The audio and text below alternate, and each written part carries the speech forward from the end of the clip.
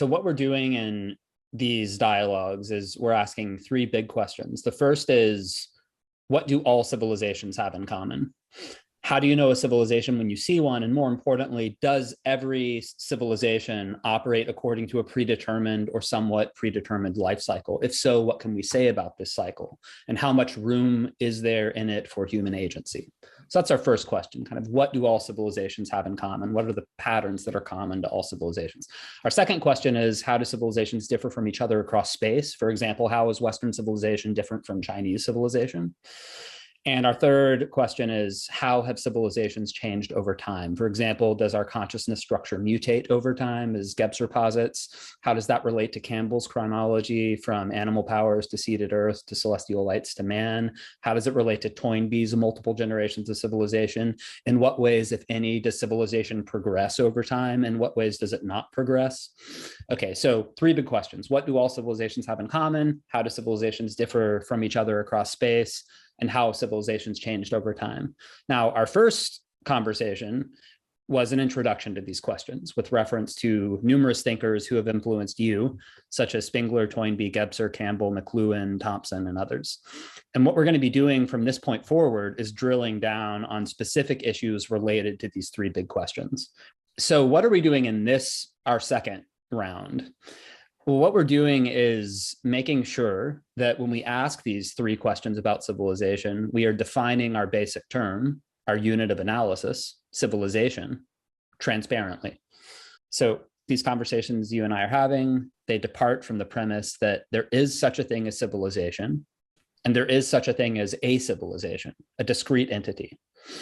There are multiple civilizations in the world right now. There have been other civilizations in the past. There have also been many societies, and there are many societies that are not civilizations. So in this conversation, we really have two questions. First, what makes a civilization different from a society that is not civilized, different from a pre-civilized society, we might say?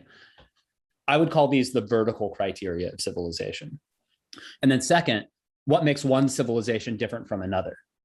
How do you know when you've stopped looking at one civilization and started looking at another one? These would be the horizontal criteria of civilization. And furthermore, as we discussed in our first conversation, we can ask both of these questions from an interior and an exterior perspective. This is an important question. What is a civilization? And what are Toynbee and Spengler talking about when they use those words? Of course, we've already made a distinction with Spengler between the culture phase and the civilization phase, but that's just a special category that he makes divisive in his system. But we're talking about high civilization, which is called high civilization, which comes in during the Bronze Age. So it's connected with technology. On the one hand, we've got bronze working that comes in, that starts to come in about 4000 BC-ish, somewhere around there. People start figuring out how to work bronze, and this has shifted. Sometimes this late Neolithic period is called the Chalcolithic, where copper working comes in with the Chalcolithic about 1,000 years earlier, 5,000, maybe 6,000. And so there's gradually been these layers of technology that have accreted. So this is one way of looking at it. If we go back to the Paleolithic and we say, in the Upper Paleolithic, which goes back to, let's say, 50,000 years ago, something like that, the Upper Paleolithic, which means it's archaeologically closer to the surface and therefore more recent. The Lower Paleolithic is beneath it. It goes back to about 2 million years ago. And then, well, let's take a look. 2 million years ago, what's going on? We've got Homo habilis, who has now differentiated himself or themselves from Australopithecines in the sense that now they can make tools. So they're sitting here, they're taking obsidian and flint, but mostly obsidian, and they're hacking away at it just to make a tool. So they've discovered that they have an appetite for meat now, and the Australopithecines don't. They remain vegetarian. Not a surprise that they died out. Meat eaters, I believe that meat makes you smart. The protein in meat builds up the brain. And the smartest animals are carnivores, without exception, whether we're talking about the big cats or what have you. There's a reason for that, and it has to do with the eating of meat. But we retained an omnivorous diet, which is great because we get the plant world inside of us, And now they want that meat, the meat world inside of them. And I believe that this is connected to the expansion of the brain, where the brain, the cranial capacity now starts expanding at a dramatic rate after Homo habilis has figured out how to just chip away enough of these flakes to tie this thing to the end of the spear and start hunting things. Are you familiar with the theory that says that when we discovered fire and controlled fire and started cooking meat, then we could spend fewer of our bodily resources on digestion, and that allowed our brains to grow? Yeah, I think that's part of it. Fire too, the domestication of fire. Still, I think the earliest evidence remains Shokotien in China, which is, let's see, what is it? Quite a ways back. It's about contemporary with Homo habilis, just about the same period, maybe Homo erectus. But these guys are the first to begin using stone tools to hunt animals. So they're getting meat into their diet now. The brains then expand. They don't make it out of Africa, Homo habilis, but the next species does, Homo erectus. So Homo erectus does make it out of Africa about 1 million years ago, 1.5 million. They start migrating and they go into China. They discover fire there. They go all over the place, Europe, Asia, especially Asia. So they go everywhere. And now with Homo erectus, we have evidence for, and it's very early and scant in the sense that really with Homo erectus, we discover an aesthetic sensibility that was missing with Homo habilis, and they have a larger cranial capacity. So what they do is they take these stones that they've been using to hunt animals, and they start designing them into these beautiful, aesthetically pleasing implements called Acheulean hand axes. And their distribution spreads from Europe to India. It doesn't go into China, but it spreads from Europe to India. So now we've got the Acheulean hand axe, which is quite a bit larger, and it's really too large to use for practical purposes, for hunting animals. And it's very symmetrical, and the flaking on it is beautiful. It's very large. Obviously, these are made now. These are ritual implements now. You can infer that from this, that there's some form of religiosity that's beginning to dawn here with this recognition of the Acheulean hand axe as a beautiful tool. Plus, most of them don't have any evidence that they've been used. There's no chipping on them that indicates that they've been used for practical purposes. So with Homo erectus, we're already getting a sense that, hey, we're onto something here. Not only do we have meat in our diet from figuring out how to make these spears and so forth, Homo habilis, Homo able handyman, but now with erectus, we have the earliest glimmerings of something that we might call vaguely art in a vague way. There are other indications too, certain beautiful stones that they like to collect and so forth. There are other indications. But this is the lower Paleolithic, and this is what was going on before we got to modern Homo sapiens and the Neanderthals, which are archaic Homo sapiens. With the Neanderthals now, we're going back 600,000 years into Europe. These people are living in Europe. They're very burly, big guys. Their brains are just the same size as ours, except the neocortex isn't as well developed. It slopes back at a flatter angle, which is why Jean Al, in her book, The Clan of the Cave Bear, has them by the modern Homo sapiens called in a racist fashion, flatheads. But yet the brains are, I think, 1,600 cc's, 15 to 1,600 cc's cranial capacity, same as ours. But that neocortex has not been fully developed yet. Nonetheless, we find the earliest evidence for burial there at Atapuerca in Spain. There's a cave there called Cima de los Huesos, the pit of the bones, where we find evidence that they are throwing their dead through a hole in the ground in this cave, and they're just tossing them in there. But without any implements or grave gear or anything, they just throw them into this hole. And that whole idea is like in utero, the idea for what will later become the tomb. The tomb is the analog to the uterus. So from womb to tomb, it's very much involved. It's seen as an alpha and an omega, the life cycle here, the grave burials. You're going back to the mother that brought you into the world, only this is the great mother, not the biological mother now. You're going through a different tunnel, back out. And so that's the earliest evidence we have. And then later, with later Neanderthals, there is evidence of them burying their dead in Palestine, at Shanidar, about 160,000 years ago.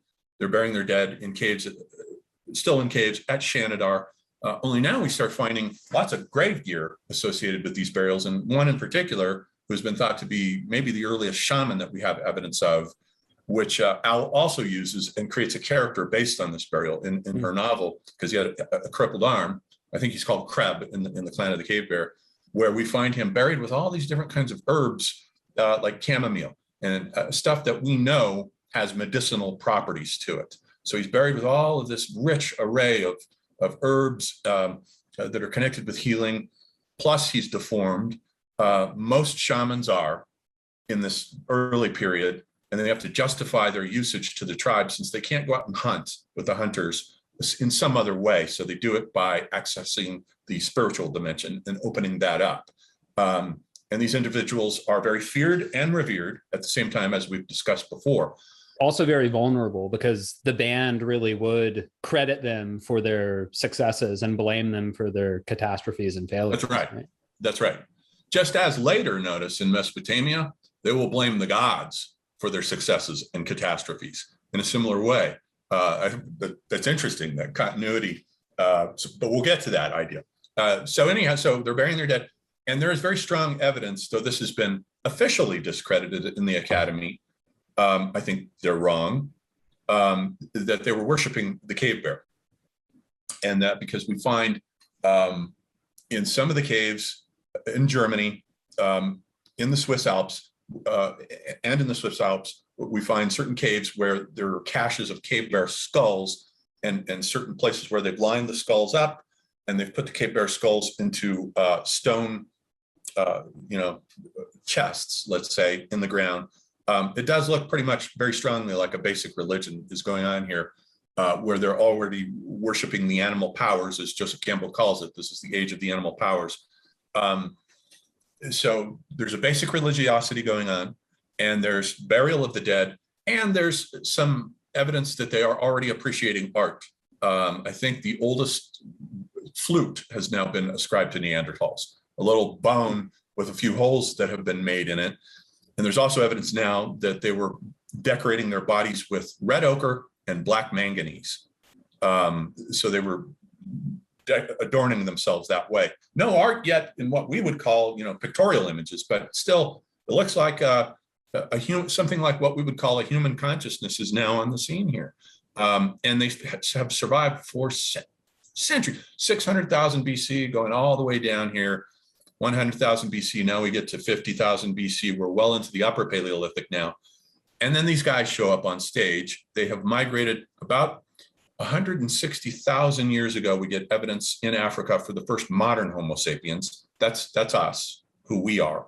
They used to be called Cro-Magnons, but now they're called modern Homo sapiens. So, and we see them migrating out of Africa, and we find the earliest burial attributed to them shortly before the Shanidar burials in Palestine, also at a little cave there too, at another site where there's a woman buried with her dead child, and she's like in a fetal posture, and the only thing they've put on the grave, and this is important, is red ochre. They have sprinkled her body with red ochre. Now the Neanderthals, though they knew about red ochre for adorning their bodies, so far as we know, did not use it in their burials. But from this point on, red ochre is used in burials all the way down through the history of civilization. Eventually it migrates into China, where they substitute it for a different, for cinnabar, actually. But it's red, and it's important that it's red. So then that becomes a point, because later Neanderthals will start picking it up for their later burials, before they become extinct in about 27,000 BC. The last of them appear in Spain, and they're wiped out. So what is this red ochre? And William Aaron Thompson put forth the hypothesis, and I think he may be right, that it represents menstrual blood. It's thought to be because, and you find this all the way down to the Greeks, this belief that the reason why a woman stops menstruating when she gets pregnant is because now her body is using that blood to build the new fetus. So it's constructing the fetus out of that withheld menstrual blood. So if we put red ochre on the body, then we're guaranteeing that the magic power of that menstrual blood is going to reconstruct a new body here for this individual. Again, womb to tomb, the analogy. So red ochre is very important. So we get these burials, and then these people, it looks like for a while they existed peacefully, the Neanderthals and the modern Homo sapiens in Palestine, but eventually by 40,000 BC, they have migrated into Europe. And now things don't look so peaceful, although everything here is based on inference. You have to just sort of infer what's going on here. Suddenly, these people have been there for century after century after century. Suddenly modern Homo sapiens show up. They're smaller, they're gracile, but they're smarter. They have a much more, they're bubbleheads now. They have a much more developed neocortex. I think that's what that term is, what Gene Al picks up in Planet of the Cave Bear. It's been a while now since I read The Inheritors by William Golding, but it's a beautiful attempt to convey what Golding imagined Neanderthals to be like. It was almost as if they could imagine and obviously feel, but maybe not think in the sense that modern Homo sapiens do. Yeah, and if you read John E. Pfeiffer's book, The Creative Explosion, he goes into a minute analysis of the differences, but just forgetting that the modern Homo sapiens invent art as we know it. Just forget that. Look at their campsites and the difference in the way modern Homo sapiens would build fires. Like they would figure out this fire technology and build very complicated fire pits compared to the way the Neanderthals did it, which was clumsy, just a circle of stones. I mean, in every respect, and the tool industries just expand. You get all kinds of new ideas. Tools for making tools now come into being, which a concept Neanderthals didn't have. You get new birons, scrapers, awls. The needle is invented so now they're stitching clothing with the bone needle that comes in. In every respect, they are smarter. That's just a fact. So it looks pretty suspicious that by the time these individuals show up in Europe, 40,000 BC, the Neanderthals are extinct by 27,000 BC. It looks like some ethnic cleansing has gone on here. That would be my guess, even though that's not academically, acceptable. I don't care.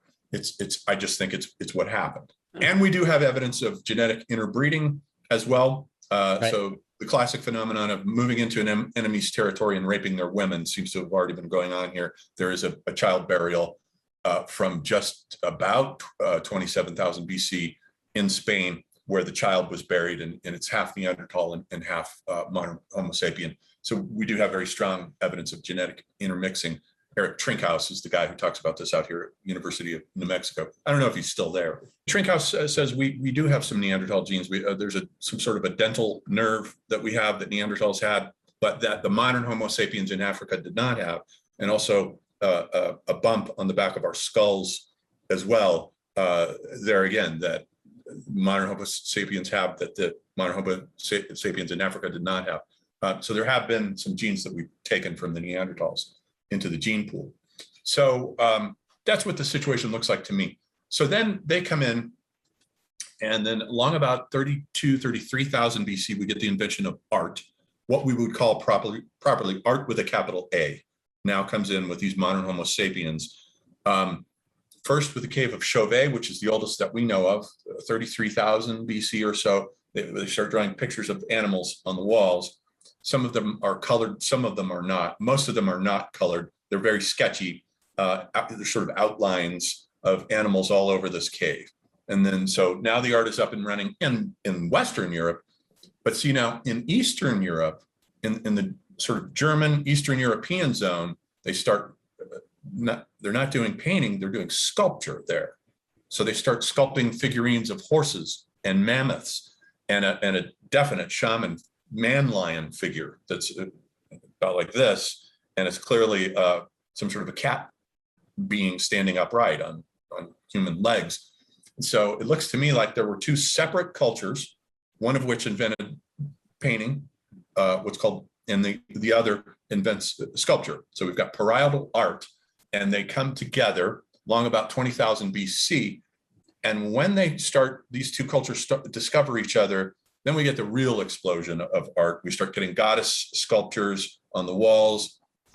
We start getting in relief at first, and then we start getting the famous goddess sculptures, the little ones, the Venus of Willendorf, which is a masterpiece of art, all these goddess sculptures.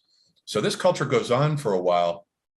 And then it seems like they come apart in the later period, maybe 16,000 BC. Do you have any views or any observations or questions that we can just leave unanswered about how the development of the language faculty relates to this stuff? Modern language, the universal grammar that all humans have, the human linguistic faculty that Chomsky probably did more than anyone to characterize. Do you have any views about when that developed, how it relates to maybe the differences between Homo sapiens and Neanderthals, whether there's any possibility that it's of fairly recent vintage, that is maybe the last 50,000 years that it really came into being, or at least came into use? I don't think that you can make those first tools that Homo habilis made without language, because the tool, you pick up one of those stones and you look at it, and now you're projecting a concept at it. You have to be able to form a concept to go, oh, I could flake this and we could use this to go get that animal. And I could, so let's work on it. So clearly, I think language is already up and running by the time of Homo habilis, which puts it back 2 million years ago. But did Australopithecines have language now?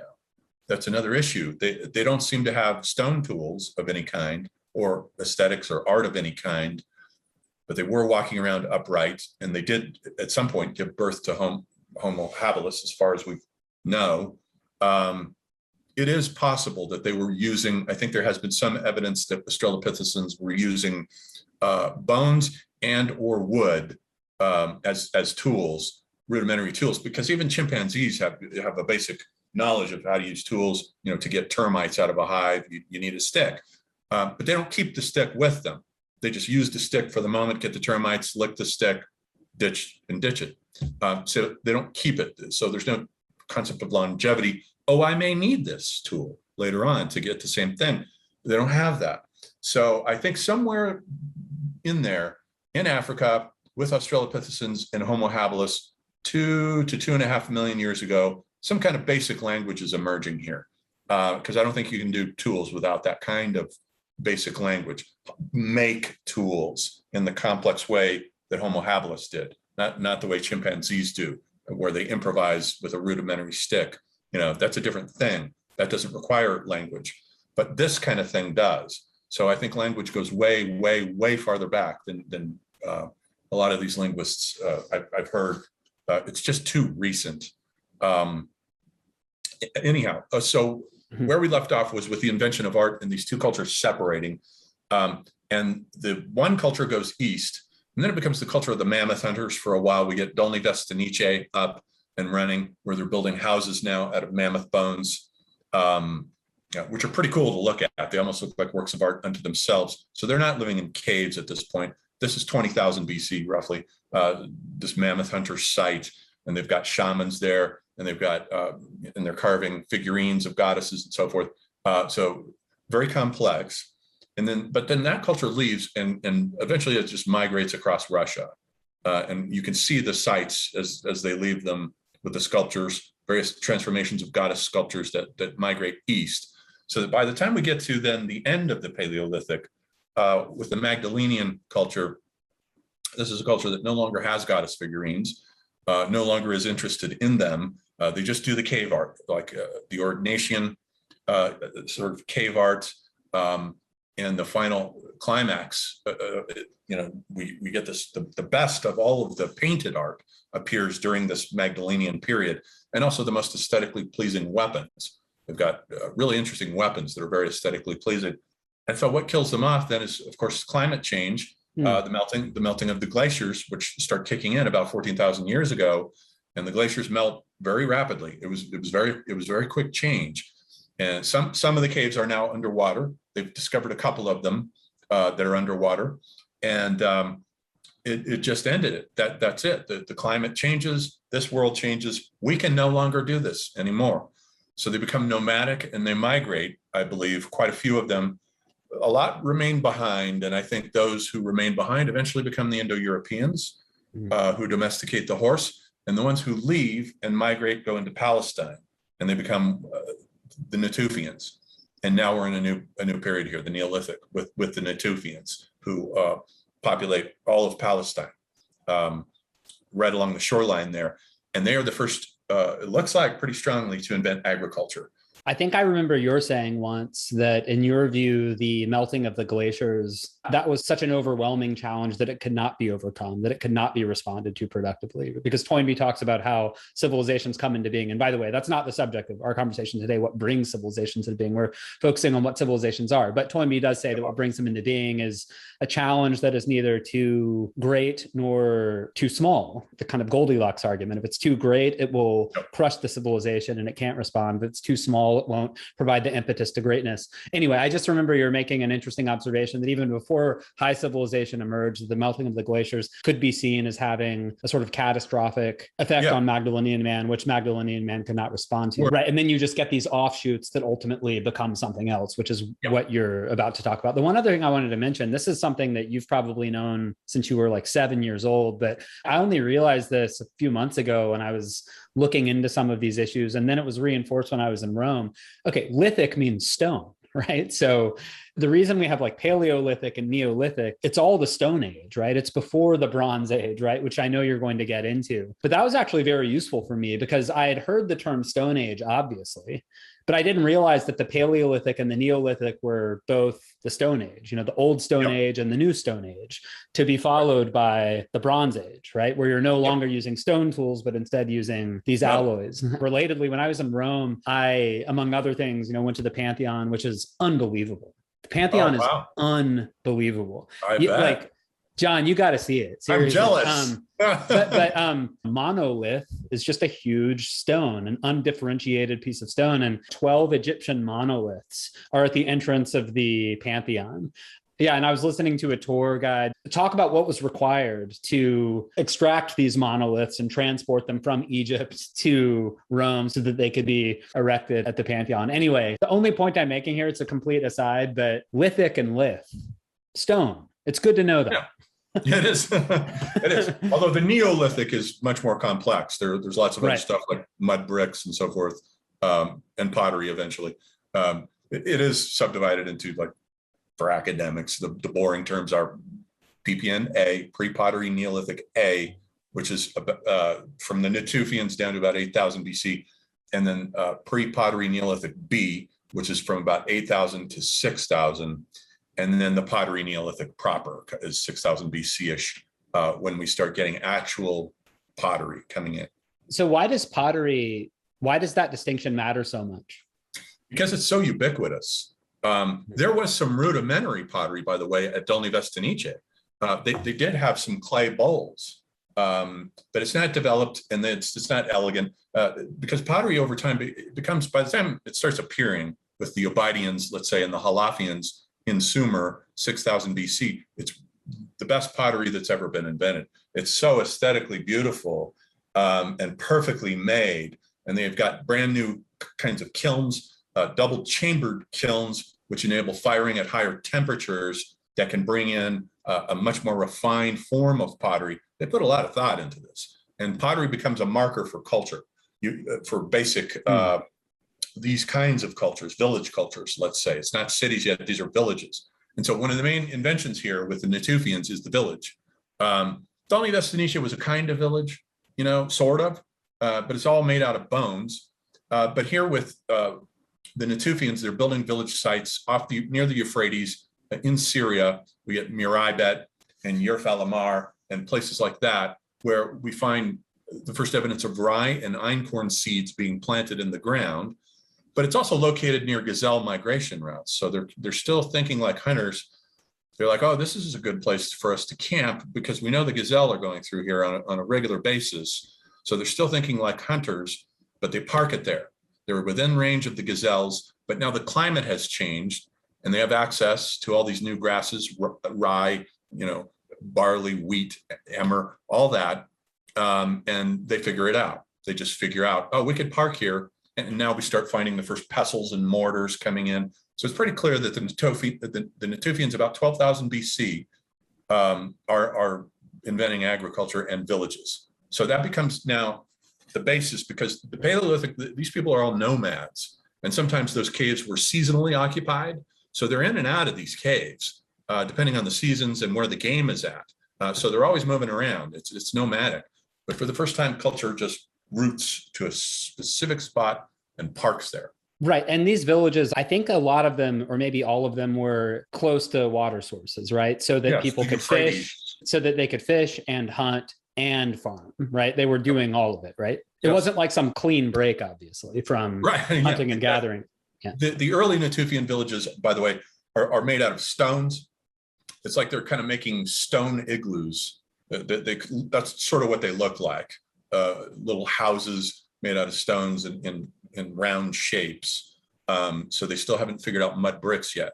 And the mud bricks come actually from Jericho, further south from Jericho, which is up and running by 10,000 BC. And they are the first to invent mud brick architecture, where you take mud and you put the straw in it and then put it out to dry. And now you can build a house with it. So we start then getting, first off, and one of the distinctions between these pre-pottery Neolithic A and B is the distinction between curvilinear architecture, where the first houses are always round. They're always in circles. Again, that's a uteromorphic idea, whereas rectangular architecture starts coming in around 8,000 BC and becomes a demarcator for pre-pottery Neolithic B now. They're using a different kind of architecture because they have access to different technologies now for building houses. And we start seeing villages become rectilinear with rectangles everywhere. Every house is made in the form of either a square or a rectangle. And we start seeing the invention of rooms, the concept of splitting off one room from another room on the inside, whereas the Natufian houses were just sort of, caves, basically, portable caves. And they have art, but it's not that. Natufian art is not very impressive. They have these little sculpted figurines, no goddesses, significantly enough. No goddesses, some animals and some basic forms, but no goddesses. Their art's not very impressive or interesting. And the second phase of the Natufians, they're responding to another, what's called the Younger Dryas warming period. So they put more energy into technology than art in the second period because they have to respond to what's called actually a mini ice age. There's a mini ice age that appears about 10,000 BC called the Younger Dryas warming. And so that's it for the Natufians, really. And then the Neolithic is up and running, and villages start springing up like mushrooms all over the Middle East and over Mesopotamia. You just start seeing them sprout up everywhere. And so we're thoroughly in the Neolithic. And the worship then slowly shifts, as far as I can tell, it shifts from an emphasis on animals to plants. And not only that, but to human sacrifice starts coming in at the village of Chayonu, which I think is located in eastern Turkey, if I remember right, or maybe it's Syria. 8,000 BC, we start finding human skulls being collected everywhere. And this did appear at Jericho too. As Jericho was up and running 10,000 BC, and we get at Jericho, the first sort of attempt at, well, not the first, but the second, let's say, because a recent one has been filmed, attempt at doing something monumental with the architecture. There's a stone tower at the site of Jericho that's, I think it's like 30 feet tall, and it's just on one side of the wall of the settlements, and it's made out of mud brick, and it has a flat top with a staircase on the inside. So you would go up, I think, 30 steps to get to the top of this tower. And initially it was thought that it might have been built for defense as a kind of fortification. Maybe there were archers on the top of this tower that they could shoot out at. Kathleen Kenyon was the archaeologist who put forth all of this. She was the one who first dug it up. But the tower is, if it were for fortification, you would think that it would be on the inside of the wall, but it isn't. It's on the outside of the wall. And so there's suspicion that it might have been used for ritual purposes. So there's that possibility that it's almost like a premonition of the coming idea of the ziggurat, where you have to go up all these stone steps to meet with the gods. So it might be already tending in that direction. So human sacrifice predates the development of high civilization, but it does seem to coincide with a shift in religious ideation from the animal powers to seated earth, a shift in food acquisition from hunting and gathering to agriculture. I was just thinking, okay, why would human sacrifice connect, or why would it coincide with agriculture? And it occurred to me that maybe it's because human beings become more dependent and more regularly dependent on the weather. That is a kind of fickle, uncontrollable force than they were when they were hunter-gatherers. And that led to this idea that we have to propitiate the gods through these extreme measures. Do you have a kind of Cliff's Notes account of the origins of human sacrifice, like why it came into being when it did?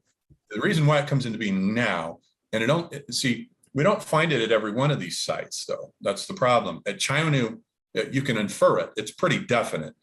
There are caches of human skulls. There is a particular building in which they have found flint blades with human blood stains on them, and certain kinds of what look like altars that also are stained with human blood. So it's pretty clear that they were sacrificing human beings at Chaionu, 8000 BC. And it comes into being because it's connected with the myth of the primary myth of the agrarian world. And this is a myth that you can find all across the Pacific, for example, is that killing the sacred person, let's say, to use Agamben's term, homo sacer, the sacred person is a reenactment of the original myth that brought our food to us, where a human being was sacrificed or killed, pulled apart. Maybe the head was cut off. There's a Polynesian myth that the coconut tree has emerged from a guy whose head was cut off, and his girlfriend had to plant it like a seed in the ground,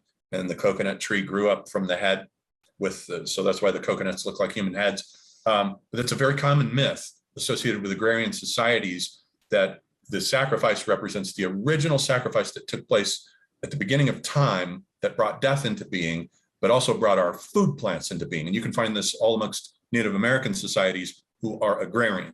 They also have the same myth that there was a fundamental, original, willing sacrifice of a being that gave itself and was planted. And then later there are echoes of this in the Osiris myth. Osiris is sacrificed and becomes the god of the earth, from out of whose body food plants come. There's one version of it where he's torn apart, and then Isis goes around, and every time she finds a piece of his body, she plants it, and then corn plants spring up out of it. So that's the reason why. There's a shift there to a different mythological system, whereas with the way of the animal powers, the animal is the sacrifice that you're dealing with and is offered up. The cave bear that the Neanderthals clearly worshipped, they were collecting cave bear skulls, not human skulls. Now we find human skulls turning up everywhere. At Jericho especially, what they're doing at Jericho is you find human skulls that they have redecorated, minus the jawbone in most cases, that they've put lime plaster on with little shells for eyes, and lime plaster over the skull, and they decorate it. And it's a way of keeping in contact with the dead. So we have a cult now of what I believe to be the shift from the animal powers to ancestor worship. The dead are everywhere in these societies and amongst these villages. We find skulls worshipped. We find them lined up along the floor at different villages. They're everywhere. And so it looks like the skull cult now is fully up and running, and it is displaced, along with the myth of human sacrifice and this plant god that comes out of that sacrifice. It's displaced the animal powers myth. They're still hunting animals, of course, but the primary mythology has shifted. That has now become peripheral to the civilization. And so, although these aren't civilizations yet, so we're getting to our distinction. The Paleolithic, if we look back, is not a civilization. We do have art. That's clear, and that is one of the characteristics of civilization, but it is by no means the defining characteristic, since most human societies have some form of art and ritual and myth. So those aren't defining characteristics of a civilization. What we have is a society in the Paleolithic. This is a social formation that's tribal in its orientation, and the media are based on orality. So from a media studies look, we have orality here. And when you have Aboriginal or indigenous tribal societies, they're almost invariably based on oral communications and oral recitation. You got to go to the guy who has studied all of the myths of the tribe, the Homer or whoever, who will then do the performance. He'll be the performer for that night's festivities. They'll all sit around the fire and listen to this guy talk, and he'll tell all the tales and myths of the tribe, but it's all coming out of the mouth. There's no writing in these societies, and writing, which is what I'm working up to, is really the non-negotiable defining characteristic for civilization, because it makes all kinds of other things possible, including higher mathematics. I'm sure these societies had basic arithmetic, basic mathematics. You have to in order to build things, but not higher mathematics. And you can't have higher mathematics without writing, because you have to be able to write this stuff down and keep track of what you're doing. And so writing, mathematics, astronomy, or astronomy and astrology were not really differentiated by the Sumerians. It's the same thing. And of course, a cosmological world image, but you have to have writing and astronomy and mathematics, higher mathematics. So the Sumerians invent the systems that we still use today, the decimal system and the sexagesimal system, units based on 60s and units based on 10s. That was developed by the Sumerians. And that is what enabled them, that shift into that higher mind is what enabled them to build their giant temples and ziggurats. These things are huge and they're monumental right from the start, right from 3500 BC. So what I was working up to here through the Neolithic, the ancestor cults sort of die out when we get the pottery Neolithic proper, 6000 BC in Mesopotamia. Lots of villages still, but the technology has shifted to double chambered kilns. So we get all this pottery starts springing up everywhere, and it's absolutely beautiful. It's the best pottery that's ever been made, and it's not made on a wheel. The wheel actually, by mass producing pottery, destroys it. So the wheel comes in later around 4000 BC. The wheel itself as a concept first starts appearing on little toys that we find in Mesopotamia. It's 4000 BC, and also the pottery wheel, about 4000 BC, but it brings in the end of this highly developed pottery between these two societies that were rivals with each other, the Halafians, who were in the north, in the forested uplands of eastern Turkey, and in the south, on the alluvial plain between the rivers, we have the Samarans, not the Sumerians, but the Samarans who are competing with them. So we have Samaran pottery, and we have, and in the uplands, we have Halafian pottery, and they're both equally beautiful. And it's clear that they were trying to rival each other. Who could do the best pottery? And the ancestor cult seems to die out. The skull cults, except in certain places amongst the Halafians, who are conservators, seems to die out and go away. So now with the pottery Neolithic, there's a shift in the religious mentality. They're sort of moving away from the ancestor cults. Not only that, but they're starting to bury their dead not on the insides of their villages under the floors where they sleep anymore. They're putting them in separate cemeteries now over there. The Samarans especially are doing this. The dead are over there. They have their own home. We live here. So now we're starting to get a differentiation and a distinction between the realm of the dead and the realm of the living, which I think is the fundamental factor that brings high civilization into being. Because when they're so intermixed with us, I'm sleeping above my dead grandfather.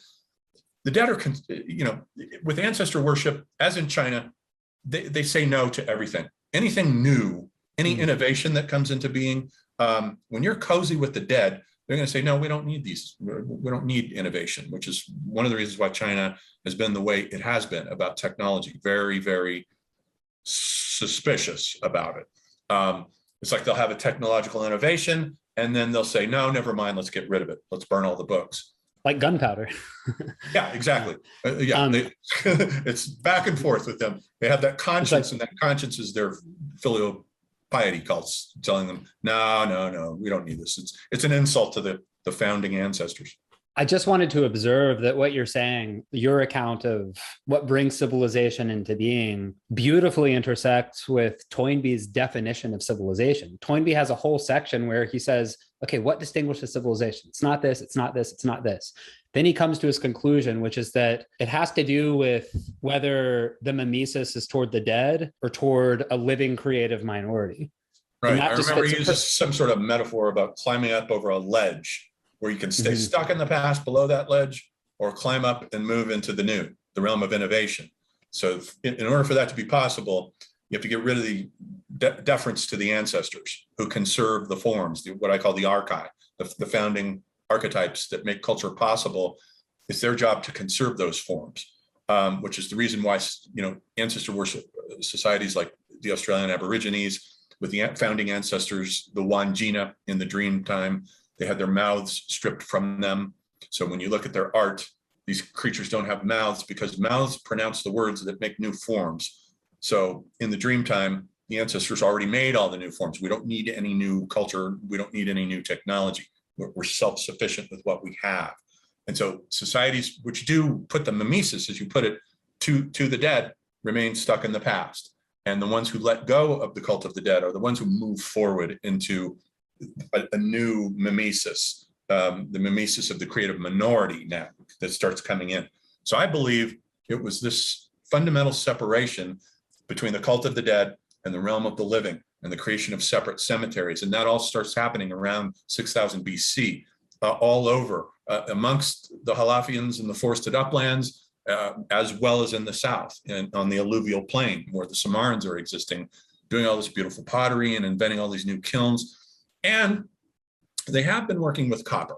Copper is the oldest of the metals to be dug up and played around with. Even at Chionu, we start 8000 BC, we're finding them with little copper trinkets, little beads made out of copper, and it seems to have begun as jewelry. So they start using the metal copper in these villages very early on. It goes way back, but it's used just for jewelry, not really for any practical purposes. It takes them a long time to figure out how to use copper for anything practical. It's a soft metal, so there's only certain things you can do with it. But long about 4000 BC, they start figuring out how to mix it with tin to produce bronze. And now we start getting bronze spears, bronze knives. You know, that now we're in the mode of high civilization. The cult of the ancestors is gone. And now we have this pantheon of gods who have replaced them. Sky gods. The entire Sumerian pantheon is associated with planets, every single one of them. Inanna is the planet Venus. Marduk later on, the Babylonian god Marduk is associated with Jupiter. They're all associated with the planets. So what Campbell calls the way of the celestial lights. So that also means that there's a priesthood here who's keeping very careful track of the stars. And we have astronomy, astrology, and mathematics. Those are all tied in together.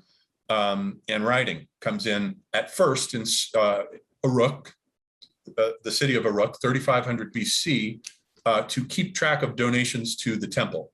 So it comes into being for strictly business reasons. And they're writing it on clay.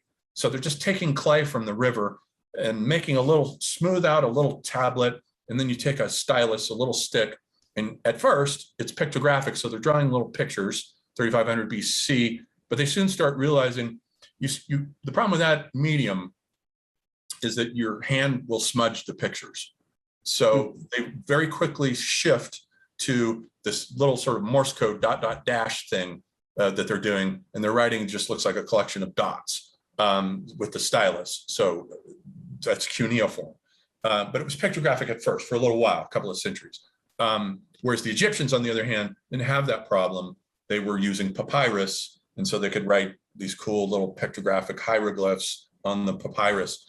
A couple of centuries, about 3200 BC in Egypt, which just precedes, note, the birth of civilization there about 3000 BC. So writing has been up and running in Egypt for about 2 centuries. Before then, high civilization is born there as well. And then they start building their burial mounds, and their mummification processes start producing these mastabas that start developing and get larger. And pretty soon they get stacked into tiers. And we get the first true pyramid with the 3rd dynasty Pharaoh Zoser, which is a stepped pyramid because these are steps that you go up like a ladder to the gods. That was the idea. And then pretty soon with the 4th dynasty, they want them smooth now. It's more aesthetically pleasing to put a limestone casing that smooths out the steps and makes them smooth so that you get this idea of gliding that Spengler says is essential to the fundamental idea of Egypt with their concept of the way as their primary symbol, the creation of a smooth surface that you just glide across into eternity. So I think then getting back to our initial question, civilization is distinct from previous social formations in those respects. That you've got to have writing or you don't have a civilization. So with the media studies tradition founded by Marshall McLuhan and Harold Innis, they have these stages as well, only that they look at the history of civilization only from the point of view of the changes in media. Orality is first, that's what they call it. And it makes possible certain aspects of the mind cognitively that writing then, when it comes in, changes. Writing rewires the brain. It actually creates a new, more abstract mental phase space where you can think in a more abstract way than you could with orality. And you think in a different way. Walter Ong has an excellent book on this called Orality and Literacy, where he outlines the differences in the cognitive mentalities between the two. One really important difference is that memory becomes less necessary, right? Yes, in a literate culture. Yep. You don't have to worry so much about memory. This was Plato's warning about it in his little myth of King Thomas, who says, well, men won't have to rely on their memory anymore. It'll be stored up in the archives. But yes, that's precisely the point. And now we can have access to much more knowledge than we could before, because now we have these libraries, and the Mesopotamians had the first libraries where you find these rows of clay tablets on shelves at places like Mari and Ebla, rows of clay tablets. These are the earliest archives and libraries where knowledge is stored.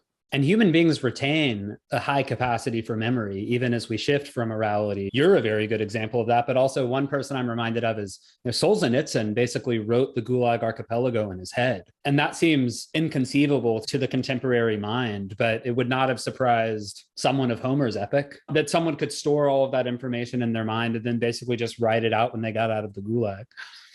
Right. And the other thing with writing too is that the myths and tales tend to be committed to writing. Usually writing is there before them, but it is often the case that once writing arrives on the scene, the myths and tales are committed to writing pretty quickly because there's a fear of losing them, of forgetting them, which means they are being forgotten. So the orality people are not teaching, it's not being passed down the generations like it used to be. Something has changed in the society which has caused it to become anxious about losing the myths. And I think this is why Homer wrote down the Iliad and the Odyssey, because there was a shift in the society now, and the old oral versions of it were being forgotten, and the bards weren't singing them anymore.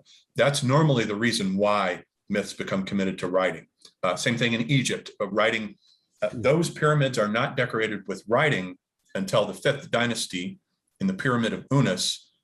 Then they start committing what are called the pyramid texts, which are the oldest written texts in Egypt, 2600 BC, to writing by carving them on the walls. So now they're eternal. Once we carve these magical spells for reviving the pharaoh in the afterlife, so he can navigate his way through the afterlife with the usage of these spells, we don't have to have the priests come in here anymore. They're stored up on the walls of the pyramids now. So that is when they start putting their myths. In this case, it's really the pyramid texts are almost all magical spells that are impossible to understand as you're reading them. You have no idea what the context is, but all the gods are in there. All the basic Egyptian gods from the Old Kingdom are in there. So normally people start committing their myths and tales when they're very worried about them being forgotten for some reason. Something's going on. So now we need writing to store them, so we make sure that they're preserved. Tell me if this is an accurate distilled synthesis of what you've said so far. So the fundamental innovation of civilization, the foundation for all subsequent innovations, is writing. Yes. You also think that the religious shift that opens a society to such innovations is moving the burial site from underneath the home within the village to outside. So shifting the burial sites outside the village opens a society to innovation. And the key innovation was writing. And then many other innovations followed from that. Is that? Yeah, mathematics is very closely tied into, because with the invention of writing at Uruk, those priests need to keep track of the temple donations. So they're already using writing with together basic mathematics to add things up and keep track of them, and sums and who owes what and so forth. So it comes into being for mercantile reasons in Sumer, although these are priests. I mean, yes, it's mercantile, but it's also religious. And then in Egypt, it comes into being in connection with their tombs. We find the earliest hieroglyphs inscribed on little bone or ivory plaques from the tomb of the Scorpion King in 3200 BC. So there it comes into being strictly in a funerary religious context. But then it gets up and running in both civilizations. And we've got Toynbee's first generation here, where now we're onto something with this. We can store all this knowledge in these archives. If you need to know something, go look it up in the archives. We've got mathematics that can enable us to think, keep track of the planets and know where the stars are at, know how to align temples in relation to the stars, which is what they're all doing at this time. So all this is like a huge cluster. It's like a mutation, like one of Gebser's mutations, the mythical consciousness structure. Suddenly it's just there, and it has all these components to it, like a living organism does. When we look back through the history of geology at living organisms, they always appear, they're already complex. The earliest cells are already complex. They've got all kinds of little components inside of them. So that's it. And it's, I believe the key thing was leaving the dead behind in Mesopotamia, which was never really the case in Egypt because their whole culture is based on worship of the dead. So in a certain sense, Egypt is, and it shows between the two civilizations, Egypt is much more conservative and less receptive to new technological ideas than Mesopotamia. Mesopotamia was always the innovator. They invented writing, the Egyptians get it after them, probably from them. Metals arrived very late in Egypt. It's mostly a stone-based civilization for a very long time. They built those pyramids using stones and stone tools, and their pottery is stone. Their statues are stone. Bronze comes relatively late, and ironworking, don't even bother. I mean, it's not, that's, but bronze comes very late to the civilization. There's some early copper working, but the Egyptians were extremely conservative. The wheel does not arrive there until the Hyksos invasions in 1500 BC, as we've seen.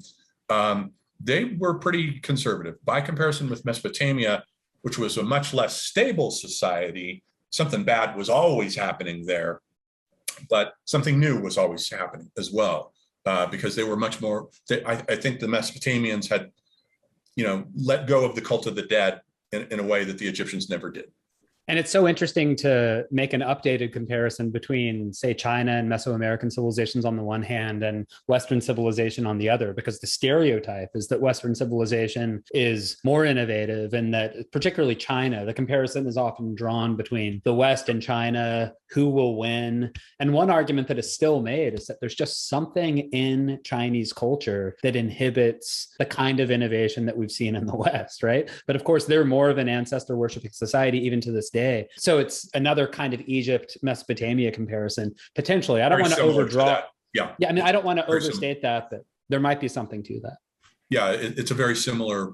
Egypt is much more conservative and backward oriented and sort of stuck in the past in a certain sense, and very slow to pick up the new stuff, whereas Mesopotamia is always rushing on to the next development. And history begins at Sumer, is how the great Assyriologist Samuel Noah Kramer called it.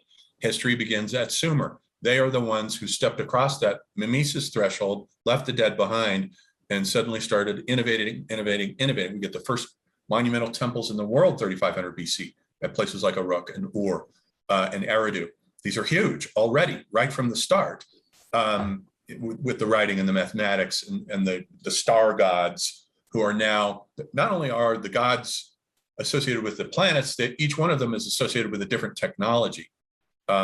There's a patron god for the making of mud bricks, a spider goddess. Inanna is the patron of astronomy.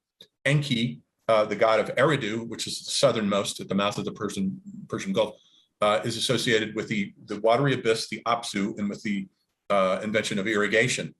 And so each one of these gods is the patron of one or another technology. Nanasin, the primary god, who's a moon god of Ur, which is up the street from Uruk, is associated with boat building. And this is why their boats have crescent shapes. They're moon boats.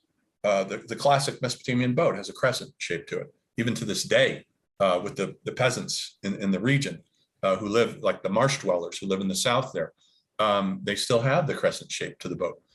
It's meant to imitate the shape of the moon. And so all these gods are associated with both planets and technologies. And so we're in a technological world here. We're in a world here where the ancestor worship is behind us, because they're always going to say no to any new innovation. So we have their discouragement we don't have to worry about. So the Mesopotamians are the first to step across this threshold. And this is why all of this happens. Can you say a little bit about how the worship of male and female deities connects to the transition from Paleolithic to Neolithic to high civilization? Because, for example, I'm aware that a lot of Neolithic cultures worshipped goddesses, right? And most of the preeminent sky gods were male. And so just bringing in that angle, I think, might be interesting.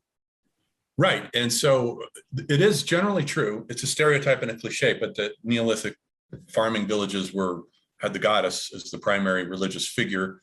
That's true in most cases, but not in all of them. As we have seen, the Natufians who invented agriculture don't have any goddess figurines. So the goddess is absent there right at the start of the birth of agriculture. So it's not in every case. So that caveat should be taken into account, but it does tend to be predominant, that there are very few villages where you're not going to find some version of a goddess carving, because the mother is analogized to the Mother Earth, the woman who gives birth, while the earth also gives birth.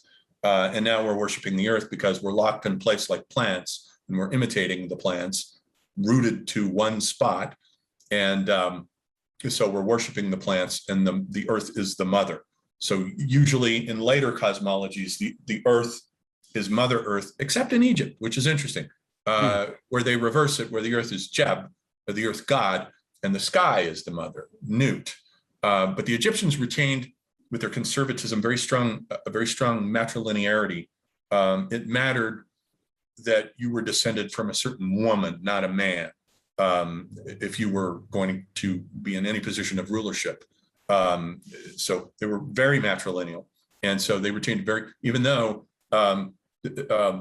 we do get a lot of myths in Egypt of sort of gender wars between Isis, let's say, and Re, the sun god. She gets him drunk one day to get his secret name out of him, because he won't give her his secret name. And if you have somebody's secret name, you have magical powers over them, because the magical consciousness structure remains very strong in Egypt, simmering just below the mythical that has been laid recently on top of it. She gets him drunk and she gets the name out of him.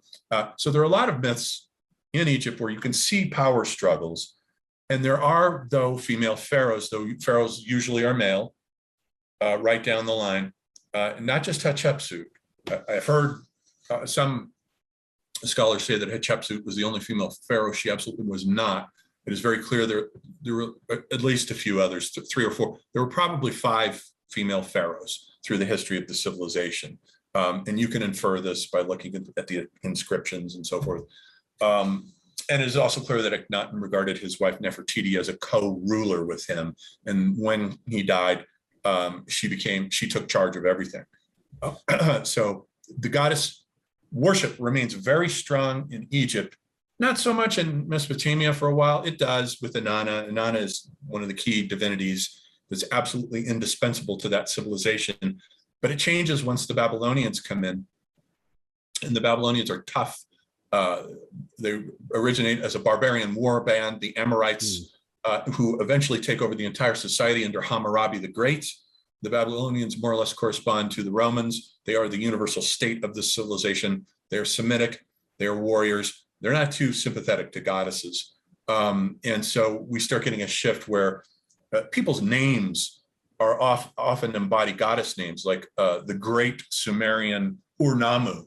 Nammu was a goddess. And so he names himself Ur-Nammu, and he is the great, during the 3rd dynasty of Ur, when they're trying to restore Sumerian civilization after it's been conquered by the Akkadians under Sargon of Akkad. They're trying to restore it. And he is kind of like the Ramses II figure of this civilization, where he's going around building the biggest ziggurats that have ever been built, just like Ramses built the largest Egyptian monuments that have ever been built, Ramses II. And so you stop seeing that. The names of all the Babylonian rulers are taken from men, male deities, never female deities, not in any case, if you look at the inscriptions. And then the myths are about, and you can see on some of the art where the coronation was originally given, the rod and the ring, representing the ecliptic on the one hand and the pole star on the other, has to be handed to the ruler by the goddess Inanna. She is who confers the right to rule on a Sumerian ruler, but not that mythology changes with the Babylonians. It's a man, it's Marduk, who now confers the right, the rod and the ring on the ruler to rule. So there is a gradual shift in these civilizations from an emphasis on, I wouldn't say matriarchy, but I would say matrilinearity to patrilinearity within these civilizations, especially Mesopotamia. I think there's probably something to the idea that where women play a more important role in basic food and resource acquisition, female deities are more likely to be primary. And so going from hunting and gathering to farming, especially before the plow, men were the fundamental food providers. Yes, women did the gathering, they did the cooking, but men went and got the meat. And if that didn't happen, everyone dies. Whereas when you're farming, men and women are tilling the soil and laying the seed. If you're using the hoe, I think either sex can participate, but not with the plow. With the plow, it's too heavy. It requires too much strength. And the plow comes in, and it's invented by the god Ninurta. So Ninurta is a hero warrior god who's similar actually to the later Babylonian Marduk, who slays the goddess, the world goddess, and creates the universe out of her body. Already you have the man doing the creating there in that myth. So we're on the way to the Old Testament there, not the woman. The universe doesn't give birth to itself as it does in some of these older cosmologies, which are much more closely tied to the soil, just like Hesiod. It's like the difference between Hesiod's Theogony and Homer's Iliad, where all the stuff that's going on in the Iliad is all men. But with Hesiod was a farmer, unlike Homer, who was a seaman, and Hesiod was a farmer and much more closely tied into old Boeotian agrarian myths. And so in the Theogony, he begins with Gaia, the earth goddess, just spontaneously giving birth to the world. It just comes out of her. So he's in possession of access to these much older agrarian myths, whereas Homer is bringing in these, all the Indo-European sky gods, Zeus, these thunder hurling gods. Thor in Scandinavia has the hammer that's the thunderbolt. The sky gods they have come down from the north to fertilize the second generation of civilization, where now we do get sky gods all over the place. Whereas before there had been an emphasis primarily on earthly deities, terrestrial deities. But of course, we've already seen that the Sumerian gods were linked with the planets as well. So there is that aspect. But the thing with those invasions is that it changes the myths, and the myths become much more aggressive. You get these warrior men who come in with thunderbolts and fight previous generations of gods, as in the Theogony, as it unfolds, it moves into Zeus moving in and conquering the Titans, and the Titans are connected to the farming cults. They're all depicted as monsters when the generation of Zeus moves in and overthrows them and shoves them all down into the underworld. That's because you've got new cults coming in that have been brought in by the Indo-Europeans now that put this emphasis on thunder hurling male warrior deities now that have come in to displace them. And so, it depends on what phase of civilization we're talking about, but it has been a gradual pushing out of the goddess cults and bringing in the masculine warrior hero cults. There's a crude analogy to be drawn between the shift from hunting and gathering to farming, at least farming with the hoe, not with the plow, and the shift from the 1950s American household to the contemporary American household. Because in the 1950s, the man was the breadwinner and the woman, at least stereotypically, stayed at home and, took care of hearth and home. So not a very different division of labor than that which existed in the hunting and gathering societies. Whereas now, in the case of the contemporary educated Western urban classes, women often make just as much as, if not more than the man. That is, in terms of basic resource and food acquisition, they are as important as men, if not more important. It's also the case, somewhat coincidentally, that we're in something like the era of the new religiousness, and new religious worldviews are kind of a dime a dozen and on offer. And if you think that social justice and wokeism is a kind of new religion that is very popular among precisely that group of people, it's a lot of stereotypically or archetypally feminine impulses put into an ideology. I think of wokeism as an ideology, not a religion. I don't think it has any kind of religious content or basis to it. It's just an ideology, like communism, let's say. It's programming, brainwashing. I don't see it as having any kind of Well, I mean, religious, it's interesting that you say that, though, because there's a pretty extensive body of literature at this point making the argument that social justice is at a minimum very much like a religion, and some it's a parody. It's a parody of a religion. That's what. Just as communism is a parody of a religion. Instead of a sacred book, you have Das Kapital. That becomes the sacred book, and instead of an apocalypse, we have the eventual overthrow of the workers that will eventually rise up to overthrow their bourgeois employers. So it becomes a parody of a religion. Gotcha. And has been substituted, let's say in China, in place of a religious mentality. So it can be slotted into that semiotic vacancy that used to be occupied by a religion, but it isn't a religion. It's a caricature. Gotcha. Not a very good one. That's actually quite complementary or similar to what I think Jordan Peterson would say. He calls them ideologies too, and he says that they are parasitic on the religious impulse, but not worthy of the name religion. On the group aspect of it, that bonds, because we don't have much social cohesion anymore. So people want to know what's going to hold my tribe together, what's my identity. And so it becomes a replacement for what used to hold people together, which used to be religion. That used to be the thing that bonded us together. But now the society is disintegrating, so we don't have an overarching religious structure anymore. And so people are looking for ways that they can belong and feel important. I'm important if I identify my tribe as such, whatever that tribe happens to be. And that gives me a feeling of belonging to a community, and it lifts me up and makes me feel important. And people right now don't feel important. They feel diminished and weakened by the civilizational mega machine, which is impossibly large. It's never been this huge in history ever. And it has the tendency to diminish people's sense of worthiness. Oh, what am I in the face of these skyscrapers, right, or in the face of this industry? I'm just a cog here. And nihilism is rampant. It doesn't go by that name, but it's basically the default worldview in the world that I inhabit. Yes. Yeah. And the human psyche is not made for nihilism. We've just seen that, a brief view of human history here. It's always based on some form of religiosity and some form of finding meaning through sacrality, through the sacred. With regard to writing, there are different kinds of writing, as you noted. You have pictographic, and then you have what we might call aniconic. The alphabet is aniconic. That's right. Because the entire Hebrew mentality is aniconic. What about Sumerian writing? Where would that fit in? Because it's not pictographic, right? Or at least cuneiform. Sumerian writing, as we've said, started pictographically, and then they realized smudging the images. So then it shifts to cuneiform, which is just dots. Would that qualify as aniconic? No, it was expedient to the medium because of the smearing. It was merely technical. It had nothing to do, because the whole civilization is iconic in every other aspect. Oh, I see. Okay. Okay. With the Hebrews, it's a different matter, because the whole idea is that this is the world's first invisible God.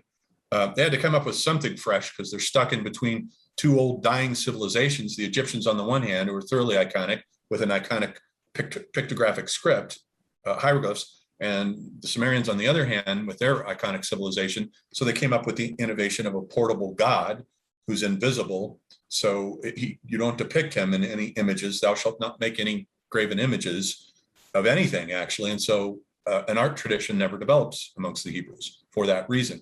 There really is no such thing as Jewish art. It doesn't exist as such. So when we're talking about what civilization is, though, writing is the fundamental innovation. It doesn't matter so much whether it's pictographic or aniconic. No, but I do think it does matter in the sense of the more abstract writing makes possible, I think, higher, more abstract ways of thinking. And I think the alphabet, the Greeks pick it up, eventually the Hindus pick it up as well, makes possible, may have something to do with making the second generation as a philosophical generation possible, because of its abstract nature. It's become less tied to the senses and the physical world and more abstract. It's phonetic. It's based on sounds, not images that you can picture in your heads. And so it may have something to do with the birth of philosophy and moving into an even more abstract mental phase space than what hieroglyphs and cuneiform had made possible before. It may also have to do, as we have said, with the Indo-Aryan invasions and the Indo-Europeans injecting all this energy into the culture. But the thing about those, most of those peoples were not literate, did not have writing, the Indo-Aryans. And this affects India tremendously, because India, in a certain respect, is an atavism in this sense that most of their myths and tales were orally told and transmitted from one guru to his disciple, who memorizes it and transmits it. And it's just all this memorization that's going on that wasn't really committed to writing until the British got there. And that's when they started. The British are the ones who are responsible for bringing Indian texts over to the West. We wouldn't even have those texts if the British did not invade India and set up their Raj there. It just wouldn't. And so they started making all these pandits and gurus and sannyasins. They would interview them about, let's say, the Ramayana. Let's get the whole thing in writing. And so they would interview different guys, and they would all recite the same oral tradition with a few different recensions maybe, but basically the same. So India performed a prodigious feat of memory. It's absolutely astonishing that most of these sacred texts were not committed to writing for centuries and centuries and centuries, but were simply passed down orally. That's mind-blowing. Even though India did inherit writing in the alphabet long about 600 BC, it did migrate there, but it was mostly for administrative purposes, not for the writing down of the myths. It's really interesting. And going back to writing for a second, if we return to our basic framework, what do all civilizations have in common? What is a civilization? And then how do they differ? We could say that one thing they all have in common is writing. And we're not going to distinguish between the type of writing. It doesn't seem to matter for the basic ingredients of civilization to have a particular type of writing. It's just important that you have writing, whether it's hieroglyphs or cuneiform or an alphabet. But then in later conversations, when we talk more about differences between civilizations, the type of writing really does matter. As you say, aniconic writing could lead to philosophy, for example. Yeah, that's what I suspect.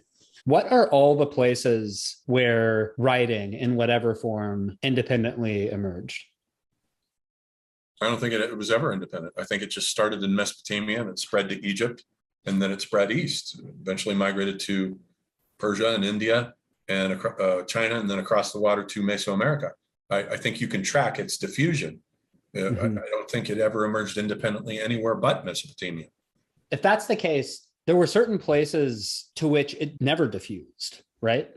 The Incan civilization, which is a civilization, is the only one we know of where we don't have writing from them.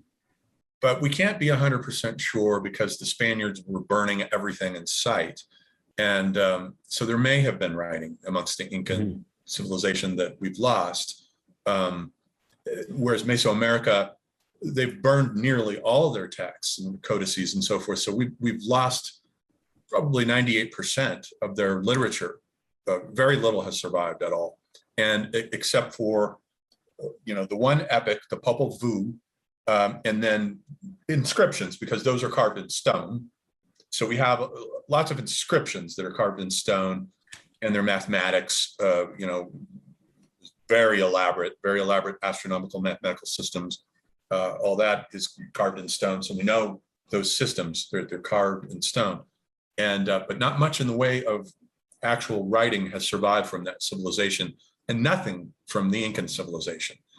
So the Incan civilization is a bit, there's always this one irritating thing that doesn't fit your idea, and you have to figure out how to squirm it in there, because it is possible that maybe Incan civilization is the only one that never had writing.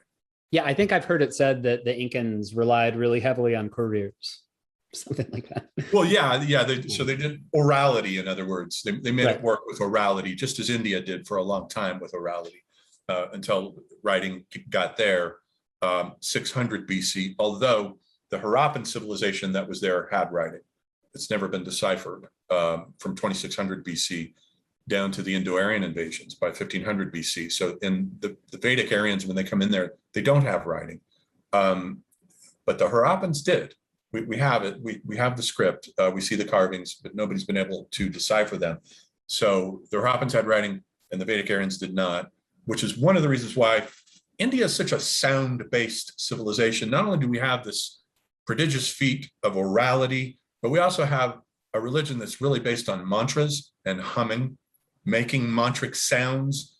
And they've got portable fire altars initially with the Vedic religion, because these people were nomads riding on horses who came in here. And so they brought nomadic fire altars for their worship. And they brought a religion based on vibration and sound, making chants and mantras and so forth. So in place of writing. So for a very long time, India was without writing for a very long time, down to 600 BC.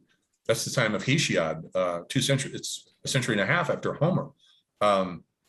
So I need to back up for a second. So the Incans might be an example of a society that did not have writing, but still developed civilization. We don't know that, but it's possible. But is it also the case that given the degree to which India developed before it had writing, that it also would count as an example of civilization? Perhaps. Yeah, maybe. That's a perhaps, with this caveat that when writing arrives in India in 600 BC, that's the period of its urbanization. That's when scholars, you'll read a history of India, and that's when they'll say, all of a sudden, all these cities start coming into being all over the place, and they shift in their architecture from building things in wood, none of which has survived, to building things in stone, and cities are springing up, all over the place. So there's a connection between writing and urbanization and the creation of cities, and it doesn't look like they had particularly developed cities prior to that, from that period of, let's say, 1200, 1300 BC, maybe 1500 down to 600. It is mostly an orally based society with not so much cities as just large villages. So yes, the civilization is up and running. It is true. They've got astronomy because we have the Rig Veda when it finally, which is their oldest text, which dates from 1500 BC, but it was orally passed down. And we've just figured out its age based on philologists analyzing the language and so forth. It's got lots of astronomy in it, though. It's very clear that they had a sophisticated astronomical tradition, probably also mathematics.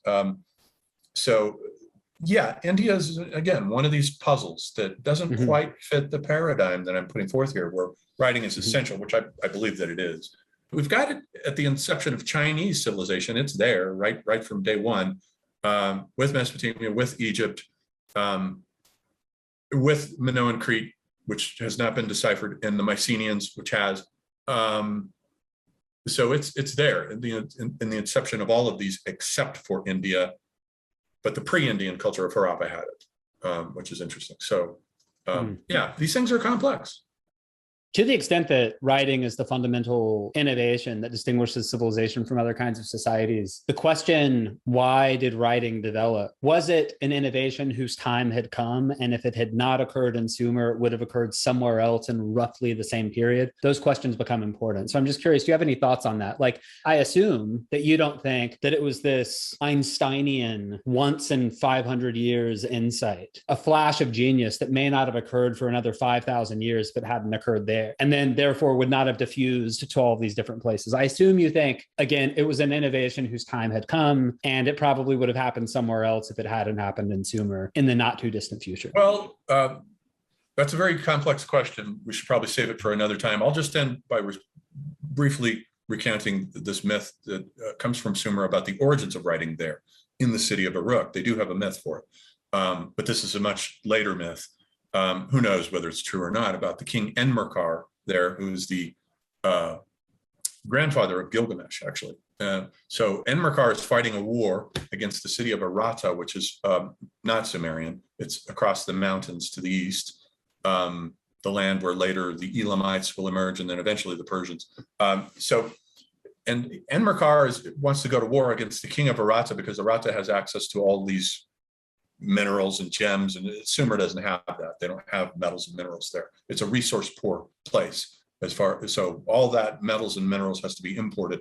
So he wants to go to war, and so he keeps sending this runner back and forth, sending messages to the king of Aratta, and the runner is just getting exhausted over time, going back and forth. He's getting more and more tired, and Enmerkar is giving him longer and longer things to say to the king of Aratta, and finally he gets to the king of Aratta and he can't remember the full message.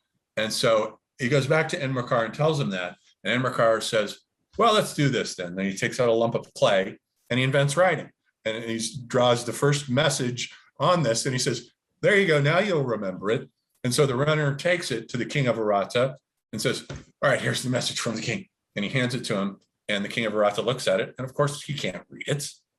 And so he looks at it under the firelight and it says his brow darkened. He can't read it. But the myth then says that Uruk becomes victorious over Arata because of the invention of writing, which makes them a superior people, more sophisticated, superior. He who has writing, the message of the myth is, will triumph over those who don't. So that says something about the rise of a civilized urban mentality, very closely connected with writing. And the Sumerians were very proud that they had invented writing, as this myth shows. You can recognize the barbarians. They're the ones who don't have writing. So John, in our last conversation, the main thing I wanted to talk about was the unit that we call civilization, the unit that Spengler identifies 9 of and Toynbee identifies more than 20 of, or maybe more than 30 of. But just what exactly is this thing? What distinguishes a civilization from a society that isn't a civilization? What are the distinguishing characteristics? You went into a lot of detail about various things that distinguish civilized societies, with a particular emphasis on writing, I would say. And then we came to the damn Inca, which was a monkey wrench in my theories. Remember that? Yeah, there's no evidence of writing with it. They're the only ones, though. Maybe that will be useful, though, as we consider other ways of defining it. And maybe there is no single definition. Maybe it's an ideal type. There are like 6 or 7 things that are associated with it, and any civilization will have like 5 of them, but maybe not all of them, you know? I think one of them, though, that's undeniable, and which the Inca share, is monumentality. The desire to produce very large structures, whether they're temples or, you know, like the Nazca lines, or there's a sense where civilization brings in an epic approach to social formations that tribes don't have, and seems to be beyond their indigenous peoples, tribal peoples. It seems to be beyond their imaginative horizon. They do things on small scales. You know, the Eskimo carve little ivory walruses and bears and figurines. The Paleolithic tribes painted art on caves, but everything is small scale, and something to do with what we mean by civilization involves, I think, an epic imagination. And it's not an accident that epics as a literary genre are defined by that too, by monumentality. Large, they're long, they feature huge battles in almost every one. You almost can't even have an epic without some huge Mahabharata type or Trojan War battle going on. So the epic itself, which is the earliest literary form, seems to be the literary transformation of that monumentality that's beholden to it. So anyhow, I just thought I'd throw that out to chew on. At what stage of civilization, using Spengler's stages, does monumentality come in? Well, it's always there at the beginning with the Egyptian pyramids, and then of course, with the Greeks, it was all wooden. We've lost all of that. But in the pre-cultural phase, we do have Mycenaean architecture, which is so large and full of Stonehenge-like liths that they're apparently moving around with ease, that the Greeks of Homer's generation thought that it must have been built by the Cyclops, the Mycenaeans, because their temples are so huge, fortresses rather, are so huge, and they used huge blocks. So already there's a tendency toward monumentality with the Greeks in the pre-culture phase. With the Egyptians, it's the early culture phase. Yeah. I mean, the reason I pressed on that is because I was thinking of Greco-Roman or classical civilization, and I think of the monumental structures as coming in the civilization phase, the Roman phase. But it's interesting, you're noting the super large ones. Yeah, the absurdly large ones do come in at the tail end. Yeah. The Greeks and the Hindus are problematic, as I think we said before, because their early monuments are wood, and those are all gone. So we don't really know for certain. Once you get to the early culture phase of both, they're both descended from similar peoples, and Indo-European peoples who were nomads and were used to small scale culture because they were nomadic. So there is that aspect to them that's different from the Egyptians, where they're often running with huge pyramids, and also with the Sumerians, they're often running with very large temple complexes that later on become the giant ziggurats. That corresponds to their Colosseum phase, though it's late. But we've lost, because they built with mud brick, we've lost a lot of their temples, the early ones, the early culture ones. And so we require the imagination of archaeologists to come in, map out the ground plan, and then imagine what it looked like. So all we really have are diagrams that show, though, that like the great temple to On, the sky god On at Uruk, was monumental. It was very, very large, even though we've lost all the mud brick structure there. It does appear to be, in cathedrals in our case, right? Those are right there at the beginning, whether you're saying Romanesque or Gothic, either one, they're still, especially Gothic is monumental. That's a great observation. I wasn't even thinking about far Western, or not far Western, Faustian, to use Spengler's term. That's actually a great example because, as you say, 12th century, right? That's all it. over France. That's really interesting. Now, and obviously with the Mayans, you have the pyramids. So that's another. Yeah, they're building pyramidal structures very early. Yeah. What about the Incas? Are they a problem here too?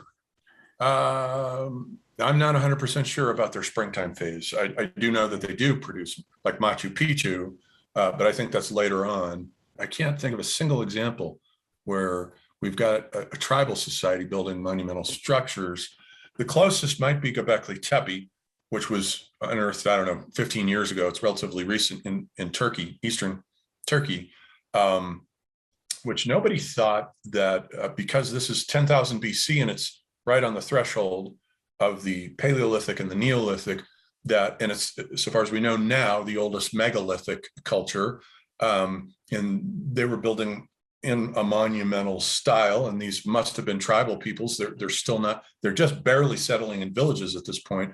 And it surprised archaeologists because I don't think anybody thought that they were capable of that kind of group planning and collective thinking that such structures require. They're not huge. They're not like the pyramids or the cathedrals. They're probably grave temples. They're circles of monoliths with connecting walls, like circles within circles at the top of a hill. So already you have the ascent mentality. We have to go to the top of the hill to find the sacred structure that eventually does lead to the pyramids and the ziggurats.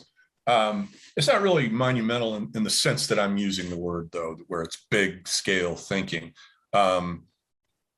And megalithic societies can build, who are sort of in a way midway between tribal societies and the high civilizations. Like if we think of Newgrange in Ireland, which is very, very large, pretty much monumental, actually. And so now here's another damn thing that interrupts my theory, because I'd forgotten about Newgrange and structures like it, which date back to about 3500 BC. Right at the same time that Sumer is getting up and running. And we get all these coastal, through Europe on the coasts of Ireland and Europe and Spain, on into the Mediterranean, all these megalithic complexes that are already indicating a tendency from 3500 down to Stonehenge, which is kind of at the end of it at 1200 BC. The megalith culture is pretty monumental. And it does lead to Mycenae. Actually, Mycenae comes out of it. If you look at the architecture of Mycenae, they're using the same mentality as the builders of Stonehenge, with the two blocks and one going across it to stabilize it. And then you fill it in, or not in the case of Stonehenge. In the case of Mycenae, they fill in the gaps. So I don't know. Yeah, monumentality does seem to be a pretty good one. Though you can adduce examples of monumentality without high civilization, I don't think the converse is true. I don't think you can adduce examples of high civilization without monumentality. So that would be my way of snaking out of this quandary. No, you can. But I sometimes find myself in these back alleys. Anytime you can identify a necessary condition, even if it's not sufficient, you're working your way toward a strong definition. And of course, I know that you've argued in previous conversations that you attribute the rise of high civilization to a transformation in religious consciousness, wherein that too, society begins to feel that it has to build these monumental structures in order to justify its existence to deities or something like that. Yeah, correct? Because you don't have the architecture without the religious beliefs first. Right. So the religious beliefs have to come into being first, and people have to sort of, they're already having their rituals celebrating this religious view, whatever it is, and then it occurs to somebody, we need to build a great temple to come that sort of normalizes and naturalizes our religious view and sanctifies it and gives it legitimacy and validity. We have the temples, the barbarians on the other side of the hill don't. That's what makes us human and them not. It's that kind of a thing. It's almost an identity marker for these societies, I think. It even scales down to small things like the Egyptians, who were bald-headed and clean-shaven, and they would attach a ceremonial beard, like a goat's beard that goes down, and then put wigs on. They regarded the shaggy barbarians as, these are people who don't shave. They're not civilized. They have hair, all this facial hair. So these societies do have these little signifiers that go all the way from the pyramids all the way down to how you shave, that identifies you as Egyptian and makes you be able to make the claim that you're legitimately human, they're barbarians. So I think we already talked about this a little bit, that, Toynbee has this definition of civilization, if I remember correctly. Like, he goes through all of these different potential criteria that might distinguish civilized societies from non-civilized societies, knocks down all of them, and then settles upon something like the claim that what distinguishes civilized society is dynamism, as distinct from stasis. It's a kind of movement towards something, an aspirational movement, versus non-civilized societies just stay the same. They just rinse and repeat generation after generation. The mimesis is backward toward the dead and the ancestors, right.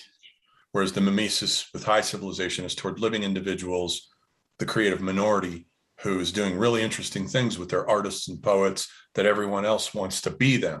It's like us with our movie stars. We don't have that anymore because we don't have a creative minority anymore leading the civilization. But in pop culture, its equivalent would be everybody wants to be James Dean or Elvis Presley or Marilyn Monroe. The mimesis it's that kind of thing. We've listed some of the more kind of objective features, or like the exoskeleton of civilization. Well, it's got to have advanced mathematics and astronomy. It has to have writing, or almost always has writing, has to have monumentality. Is your view that once a society is dynamic and is following a creative minority, it will develop those things? Is that the basic story? It will develop. It's all those things are part of that mimesis that's being created by the creative minority. Which more or less has a monopoly on geniuses for the culture, architectural geniuses. We have Imhotep, the earliest great architect that we know of, who designed the third dynasty, the first great pyramid. It's a stepped pyramid, but it's the first one. And those kinds of individuals that the creative minority has a monopoly on, that other people wish they could be. I just finished reading a biography of Goethe, and read it the whole time with envy. I was like, why did this guy get to be Goethe and not me? And that's what it is. It's there's a kind of an envy there, where people want to do what Goethe did, let's say, not anymore. They want to be basketball players and movie stars. But in the origins of civilization, it's an elite who are individuals who are really good at something that's hard to get good at. So it's something that the average person doesn't want to spend time on, in many cases because they can't, since they're so involved in the economics of hiking 2 miles to the well to get water and raising the goats and sheep. All their energy is drained from the daily economics of living, so there's nothing left over for them. And people like, let's say, Goethe or Schopenhauer, they're just two examples, didn't really have to work a day in their life. So they just inherited all this wealth. Schopenhauer inherited his father's business, never had to work. Goethe was privileged because of being appointed privy councillor in Weimar by the Duke Karl August. Everything was laid out for them, so they didn't have to worry about it. So they had all this time left over to develop intellect and apply it to all these higher civilizational pursuits. So in a certain sense, these individuals in the springtime also must be in similar situations, but they don't have to worry about expending all their mental energy on just surviving. They can be cared for by the creative elite, as, let's say, Michelangelo and Leonardo and Raphael could depend on the church for all these commissions to establish their basic livelihood. So they can spend all their time doing all this. That will further civilization. A Sistine Chapel gives, all this prestige that comes along with, here's what we can achieve. What can you guys achieve? So there's a lot of pride bound up with it and prestige. And then along comes the Dutch, who, because of the Protestant outbreak in the 17th century, by the time the wars are over, the Protestant Catholic wars are over with the Treaty of Westphalia, they're the first who have to have day jobs, because now all these Dutch painters and artists, they don't have the church, to pay their bills. So now for the first time in art history comes the concept of the day job. All of these guys had different day jobs, working as burgers, and either they might have owned a restaurant or a tavern, or worked as a lens grinder like Spinoza did, whatever it is, to where then it reduces the amount of energy that you have left to create, but you still do the creating at night and on the weekends, let's say, as we would put it, as people have tried to do. And I always discourage individuals, especially the young guys that come to me, the 20-year-olds, from taking day jobs. Don't do it, because you won't have any energy left for your creative works, as I experienced from having day jobs I had a few of them, not that many, but I did have a few, and I was way too exhausted to do anything. So I had to figure out how to get rid of the day job and just figure out how to survive no matter how.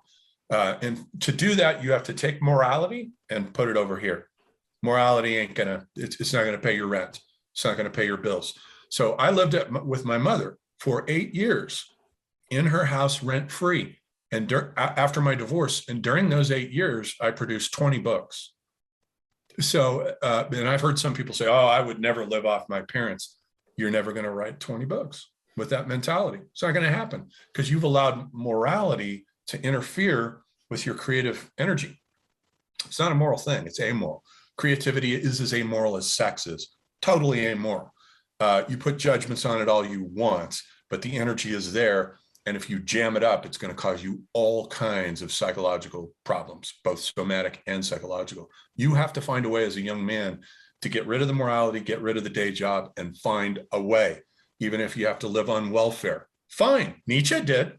Nietzsche and Spengler both lived on welfare from the state. Judge them how you will. Without that welfare, we wouldn't have Decline of the West. We wouldn't have Nietzsche's Herb. So, you got to find a way. And these kinds of guys are guys who I think they find a way. They always find a way. The ones who don't fall by the wayside. There's a kind of cultural selection that's like natural selection that just weeds them out. They didn't have the stuff, what Thomas Wolfe calls the right stuff. Tom Wolfe calls the right stuff. You got to have the right stuff. Maybe find a day job where you just have to sit at a desk and you can do whatever you want. Maybe that would be the way of combining. Right. And here's two classic examples that I think make that problematic. Kafka had a day job, and you can collect all of Kafka's writings in 2 volumes, 2 small, all 3 of the unfinished novels, and a handful of short stories. That's the result of a day job. Same thing with T.S. Eliot, who had a day job working in a bank. You can collect all of Eliot's writings in 1 slender volume. That's what happens with a day job. Fine, do it. Maybe you can make a dent, but it's not going to be Goethe, and it's not going to be Nietzsche or Spengler. It's not going to be Leonardo, you've got to find a way. I don't think the day job is much of a solution. So if imitation of a creative minority is the engine of dynamism, how would you connect that, if at all, to Quigley's notion of an instrument of expansion? Because he calls the engine that drives civilization forward the instrument of expansion. For Toynbee, it's imitation of the creative minority. Response. Challenge and response also, which I think maybe he changed his mind, because challenge and response was in the early version of the study of history as the mechanism that brought these civilizations into being, because they all emerge out of a physical landscape, or at least the first generation, out of a physical landscape that's difficult to manage. The Egyptians have to drain the swamps in the Delta Valley. The Sumerians have to solve the problem of water scarcity on the alluvial plain, which they solve with irrigation by inventing it, which is where it was invented. And then with the second generation, it changes to a response to social challenges that are inherited because as these dying behemoths of the first generation are disintegrating. But then the version of a study of history that I did the chapter by chapter Google Play of was all the way at the end of Toynbee's career, where that's where he talks about mimesis versus mimesis of living people versus the dead. So he might have changed his mind a bit. The challenge and response theory is still there in that late edition. And maybe they're not, mutually contradictory. He doesn't seem to think that they are. But Well, yeah, yeah, I mean, the challenge gives rise to a response by a creative minority who then becomes the right. subject of mimesis. Exactly. Right. Yeah, exactly. So yeah. So By the way, I don't know if I told you this, but it was very hard. Well, not very hard, but it was somewhat difficult for me to track down that edition, that single volume edition of Toynbee with illustrations. But I did, and I had to drive an hour to get it. But it's one of my most prized possessions now. I love that book. Yeah. And I love the Yeah. illustrations. I remember when I was in my 20s and it was in Barnes and Noble as a featured book. You could walk up to a display featuring it and the pages were open and you could flip through it. And it was like this numinous mystery. It was like, oh, I can't wait to read this. You emphasize, and you and I have emphasized in our conversations, the differences between Toynbee and Spengler. But one thing that really hit me when I read the single volume study of history by Toynbee is how deeply influenced by Spengler he is. In fact, You can never quite get away from him. He wants to disavow him, yeah, but it never quite is convincing. well, I think Toynbee is almost too Spenglerian for a lot of Anglo-American historians, right? Because he does take mythology very seriously. And actually, even in articulating his challenge and response theory, he draws from various mythological traditions that basically have a kind of challenge and response story within them in order to illustrate his theory of how civilizations come into being, which would never be done in a work of academic history in the English-speaking academy. So, and it's interesting, and it's worth mentioning too as a footnote that he takes this challenge and response theory from Goethe's Faust, where Goethe has this prologue in heaven before the epic begins, where Mephistopheles is just hanging around the court of God, and God says, "What? So what have you been up to?" And he's like, "Oh, I've been hither and yon, just goofing off. Why?" And then God says, "Have you considered Faust?" The same thing with Job in the book of Job. It's modeled on the book of Job. He says, have you considered Faust? And Mephistopheles is like, "Oh, you mean Dr. Faust?" "Yeah, I know who he is." And he says, "Well, maybe you should consider this temptation. See if you can lead him astray. And if you can lead him astray from the right path, then you can have his soul." So it's a wager, but it is a challenge and a response. Faust has to respond to this challenge that Mephistopheles then brings to him from God. And so Toynbee borrows that, he says, in a study of history, and says, this is where I got the idea from a great play, a great work of art. It wasn't taken from economics or geological or environmental history. It was taken from Faust. So that in itself is, it's an act of imagination that most historians would frown on, I think, because it's not grounded in history. Right. A little too woo-woo. So you find a lot of that in Toynbee, yeah, that kind of thinking. And I guess maybe the way we might link instrument of expansion to imitation of the creative minority is that the creative minority basically creates or leads the instrument of expansion, right? So I'm sure there were elites driving feudalism forward and others followed. Certainly there were elites driving capitalism forward and others followed. So Quigley's instrument of expansion is maybe like what the creative minority is doing at any particular stage in a civilization's history to drive society forward, and that others are following, right? There is no instrument of expansion without that creative minority. Right. So he almost presupposes it, right. Because it is only, the aristocracy and the artists who are pushing it forward. It's coming from, it's analogous to the fact, and somebody, when I was teaching a class once a long time ago on Jungian psychology, some guy raised his hand and he said, "Why is it that in all these plays and stories that we look at, the main character is always some prince or king or somebody from royalty, all the way down to maybe the middle of the 18th century with Lessing in Germany, who starts bringing the burghers on stage for the first time. So why is that?" And I said, well, because that's who everyone wanted to be. Those were the movie stars. Hamlet is a prince for a reason. That's it, because he wouldn't be legitimate in Shakespearean society if he wasn't connected with royalty. All of Shakespeare's characters are royalty because that's who everyone wanted to be. Those were the movie stars. And so it's a similar thing to that. So the instrument of expansion, of course, is naturally going to come from a creative minority that's connected with the aristocracy one way or another. The flip side of this is these static non-civilization societies. Can you say a little bit, either in theory or with respect to particular cases, about stasis? That is, I've heard it said that, hunter-gatherer bands and tribes can just go untold numbers of generations completely unchanged. The Kalahari Bushmen, the Eskimos, classic examples. We've already talked about this in a sense, but what takes a society out of that pattern? Part of it is this relationship to an environment that's too challenging to master. With the Eskimos, forget it. All you can do is hunt seals. That's it, and make little walrus ivory carvings and build igloos. You can't do monumentality there. There's no writing. There's no mathematics. The mimesis then remains to the dead ancestors, the shamans, or whoever.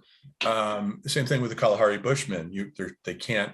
There's no way to master that desert environment. It's too brutal.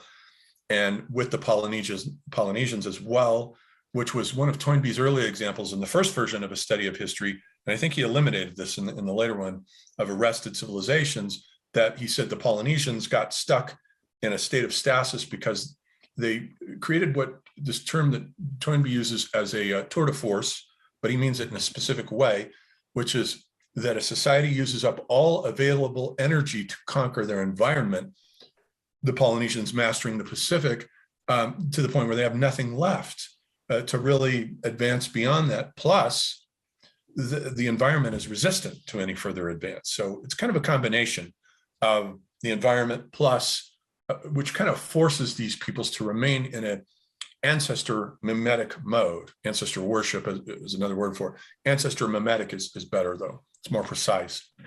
Well, and I think nomads are another example he cites of a tour de force basically arresting. To be fair, though, he does say this about one high civilization, the Byzantine civilization, which he said under Justinian exhausted itself by reconquering the Mediterranean because it was important to them that they were the successor to the Roman Empire. It was very important that they owned the same amount of land, which they did, not quite, but close, very close. And then they had exhausted all their energies in that tour de force to the point where Byzantium never really evolved much culturally past that. So that's another example that he gives of a high civilization ending up with stasis. And this may be the reason, then this may be his indirect reason of explaining why the Ottomans did conquer them. In 1453, they just gobbled them up because they had so weakened themselves metaphysically through that tour de force. They really didn't have enough energy to resist the Ottomans. I think that's his implication. Yeah, like the rare example of a universal state coming from an alien civilization. Mm-hmm. Right. Then we have a few of those, like the British Raj with India, and the Muslims there who were there with a universal state before that. Sometimes the universal state will be conferred by an alien civilization. There are a few examples of that. Yeah, the Ottoman Empire is another one, vis-a-vis Byzantium.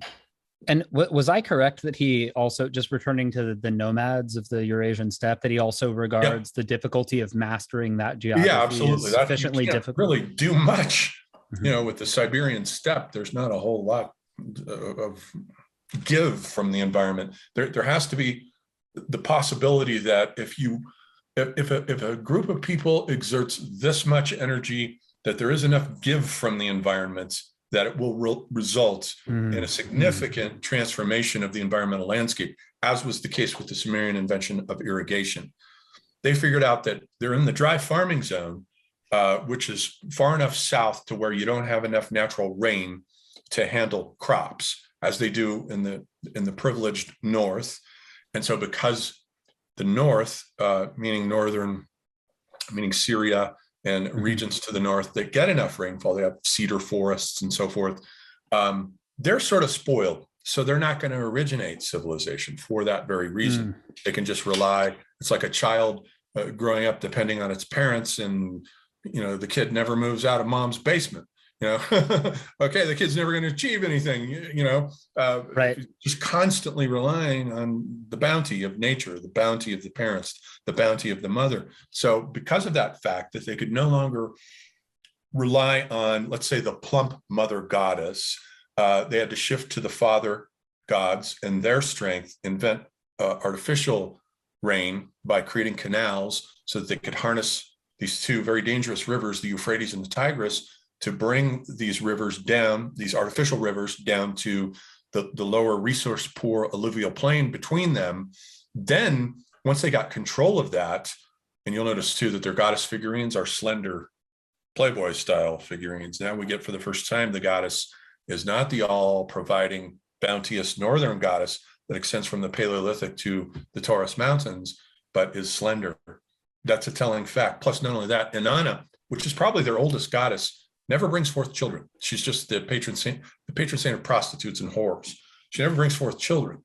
So interesting in the change of the role of the goddess in the society, the rise of the plow, which has to be managed by strong men, irrigation, all of that conspires then to bring forth the world's first civilization, which we're still living within their shadow. I mean, right. We're living within the shadow of World War II, but even on a bigger scale, we're still living within the shadow of the achievements of the Sumerians. They created the whole idea of civilization. That's where it comes from. Right. And like the next thing might be a sort of global, that might be the next step. But Western civilization is just another example of a kind of, in a sense, parochial civilization, just like Mesopotamian or. We're all descendants of History Begins at Sumer. That's the title of one of Samuel Noah Kramer's famous books. History Begins at Sumer. It remains the case. And it's still a great book. I'm getting to the point where I strongly prefer to read things that were written 75 or more years ago. Notice too, like, when people ask me, what history of Egypt should I read? And I always tell them James Henry Breasted's History of Egypt, which was written, I think, in the 1920s, if I'm right. So there's lots more archaeology that's come in since then, but not a better book, man. That thing is a masterpiece. And the difference that you'll note is that in the standards for writing style for a mastery of the language were different in that time. So these books are not just sources of information like modern academics' books are, they're also aesthetically pleasing. They read like novels. There's a sense that these guys are writing, they want to create an epic and they want to be worthy of the English language and master it. Totally different sets of standards. So that I totally agree with you on that. And obviously they reflect some of the biases and ideologies of their time, but probably you're not smart enough to filter that out. I mean, it's just be smart enough to filter out the biases. Well, and honestly, I mean, I think a lot of the biases and ideologies were not as dumb as some of the more recent ones that taint contemporary scholarship. You have to pay lip service to all kinds of ideas and emphases when you write history now. Otherwise, it's not going to be published, at least in a prestigious press. So there's so much you can learn by reading old history because they were not constrained by the norms of political correctness that now constrain scholars. But the older books are better. I think that's correct. They are better. Spengler wrote, he was working when he died on a sequel to Decline of the West called Frühzeit der Weltgeschichte, the dawn of world history, whereas Decline of the West was about the Untergang, the twilight. And he was going to go back and look at history starting with the Paleolithic. And he changes his metaphors when he gets into these earlier societies, what Toynbee would call them as societies, from the plant, which is vertical, rooted, axial. It grows axially, and it seems to work very well. Deleuze and Guattari might dismiss this as what they call an arborescent model, because it's vertical and it's based on a tree metaphor. As so many of our thought systems in the West during the metaphysical age have been based on tree metaphors, actually. So what he does is he looks at three, what he calls cultural amoebae. So now the metaphor shifts to an amoeba, because an amoeba is a much more flexible organism. It can sort of drift around, throw out pseudopodia. It's not quite, it's no longer really vertical, it's horizontal in its orientation. And so he has these three cultural amoebae that constitute the Neolithic. He treats the Paleolithic with a different metaphor, mineralogical metaphors, actually. But these amoebae are interesting because they're not civilizations, and they account for, so the first one he calls Atlantean, not referring to the myth of Atlantis, but just that it comes in off the coasts of Europe, North Africa, and comes across down sort of into the Middle East. So it's a very broad geographical sweep, and it's flexible. And these amoebae can last for thousands of years. And then he's got another amoeba coming in from India. And so it extends across from India and it moves from east to west, also down into the Middle East. So there's these two amoebae. And he has this theory that the first, what Toynbee would call the first generation of civilization, comes into being precisely where they meet and cross, namely in Egypt and the Middle East. So the one amoeba is the priestly one, where coming across from India, the emphasis is on priests and on the building of large megalithic temple monuments. So he brings that in. And then the other one is a kind of warrior mentality that comes across from these hunters and warrior men with spears and so forth coming across North Africa. And the two join and we get high civilization.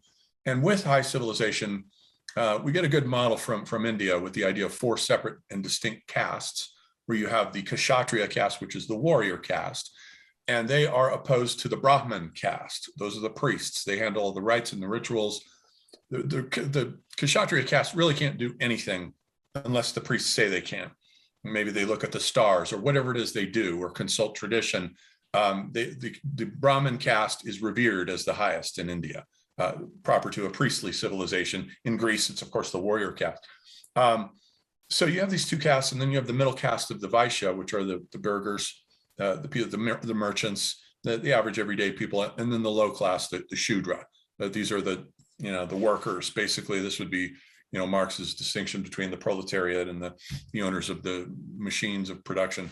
So you have 4 distinct separate castes, which are hierarchical in their orientation. The Kshatriya and the Brahmins are at the top, Vaishya in the middle, and the Shudra at the bottom. And it's analogized to a giant, with the Shudra as the feet and the Vaishya as the middle section, and then of course the 2 arms as the 2 top castes.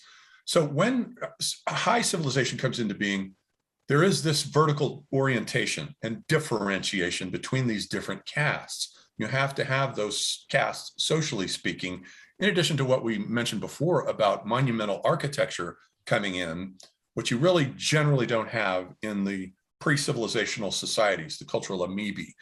Then, of course, there's one that comes down from the north, which Spengler calls Turan. Those are the Indo-Aryans, the Indo-Europeans. They come later during the 2nd millennium, 2000 BC to 1000, and would correspond neatly to Toynbee's 2nd generation of civilization, which comes in as the result of that amoeba, which is a huge flexible range going across, from Europe all the way across the Black Sea region, the Caucasus Mountains, a very broad range in the Hindu Kush, and then they come down. And so there's a 3rd amoeba that comes in. So these amoebae are very flexible. They cover vast geographical territories. They're generally on the move. They're generally nomadic. They don't have time to stop, sit, think mathematically and build buildings. They don't generally do that. And so that's one of the main criteria for the distinction, I think. It's worth thinking about. Yeah, so when I was thinking about how what you've said so far fits into these different boxes, I thought a lot of what we talked about so far has to do with the vertical and the exterior. That is what distinguishes a civilized society from a pre-civilized society viewed from the exterior. And you talked about McLuhan, the transition from orality to writing. That's a very important way of distinguishing civilized from pre-civilized society. I mean, if you're just trying to be very simple about it, how do we know if a society is civilized or not? Well, does it function through the medium of writing or through the medium of oral traditions? You also talked about monumental structures. So does the society build monumental structures or does it not? You also mentioned, does the society have math and astronomy or does it not? And one thing that I think you said here that is new is the society differentiated with respect to class, or is there a kind of class hierarchy? Is there inequality? I don't think we had talked about that before, but would you say, I think I have heard this, that is another characteristic feature of civilization that distinguishes it from pre-civilized society? Yes, exactly. It is interesting that Deleuze and Guattari do mention that when they're talking about tribal societies, what they call the pre-signifying sign regime, they're talking about tribal societies. They have this interesting idea. Number one, that they're rhizomatic, they're horizontal, but that they deliberately have kinship structures in place to ward off the formation of a state. And so they reject this evolutionary model that eventually, you know, primitive societies are on the way. Eventually they'll become high civilizations. Well, he says, no, it's not the case, because they have all these social structures in place specifically to ward off that kind of vertical orientation, that the formation of the state as a kind of arborescent model, which is interesting to consider. I'm not 100% sure that they're right. But another thing does have to do with the mobility, the geographical movement, and Thompson's idea of the first generation being tied to rivers. I think that's part of it too, because you have to have a reliable water source that with the Tigris and the Euphrates and the Nile, and then in India with the Indus Valley, you have reliable river sources that tend to root people in one spot. Oh, we have access to all this water, you know, that's from the north that comes down. In Egypt, it comes up from the south, but it's reliable. And so why go wandering from there if you have a reliable water source? We have everything we need right here. Let's stay here. So there's a tendency then to build villages and lock into place. There's plenty of time for thought and building of larger and larger and larger structures. And we do see, as you look at Mesopotamian architecture as it evolves through the Neolithic into the high civilization period of the Bronze Age, 3500 BC, that they start with small temples that grow larger and larger and larger over time. So there's that the riverine nature of this first generation, I think, is very important, whereas the amoeba cultures are nomadic, they're wandering around, they can go from place to place. They're not locked into these riverine situations. And I think that may have something to do with it as well. With the Greeks, of course, though, as Thompson points out, the model shifts to an oceanic model where the Greeks, they have bad land for agriculture. They can't grow much there other than olives and wine, grapes. So they can export all of that, olive oil, and build an economy on exportation, as long as they have those mobile, you know, they have to cut down all their wood and have the ships to make it mobile for export and transportation. So it becomes based on the ocean rather than on rivers, but that's the second generation. So it's a different deal there. A little bit later, we can talk about how obviously one exterior difference between civilizations is the ecology, right? Going back to Thompson, but some develop on rivers like the first generation, others do not. They develop mainly because of proximity to an ocean. And that's really the Minoan Crete, according to Thompson. Right. Yeah. And that also has a chronological element, obviously. But do you think that it would be fair to say then from an exterior point of view, if we're trying to understand the vertical criteria of civilization, the things we would look for from an exterior point of view would be writing as distinct from orality. Yes. Math and astronomy versus the absence of those things. Mm-hmm. Monumentality, cathedrals, ziggurats, etc., versus no such things. Societal differentiation and hierarchy, castes or classes of priests, warriors, owners, workers, versus a much more egalitarian social structure. Yeah. I mean, I think in pre-civilized societies, you have functional differentiation. You have a shaman, but it's not, I'm not sure if you would say that's hierarchical. Maybe it is. Not really. Yeah. Because remember, he's always in trouble. So yeah, right. You know, he's revered, but he's got to keep well away from the tribe with his own little hut, you know. One thing we haven't really talked about is just size, right? Because societal differentiation and hierarchy, and also the existence of a state, which you mentioned and which I want to come back to, those both imply scale, right?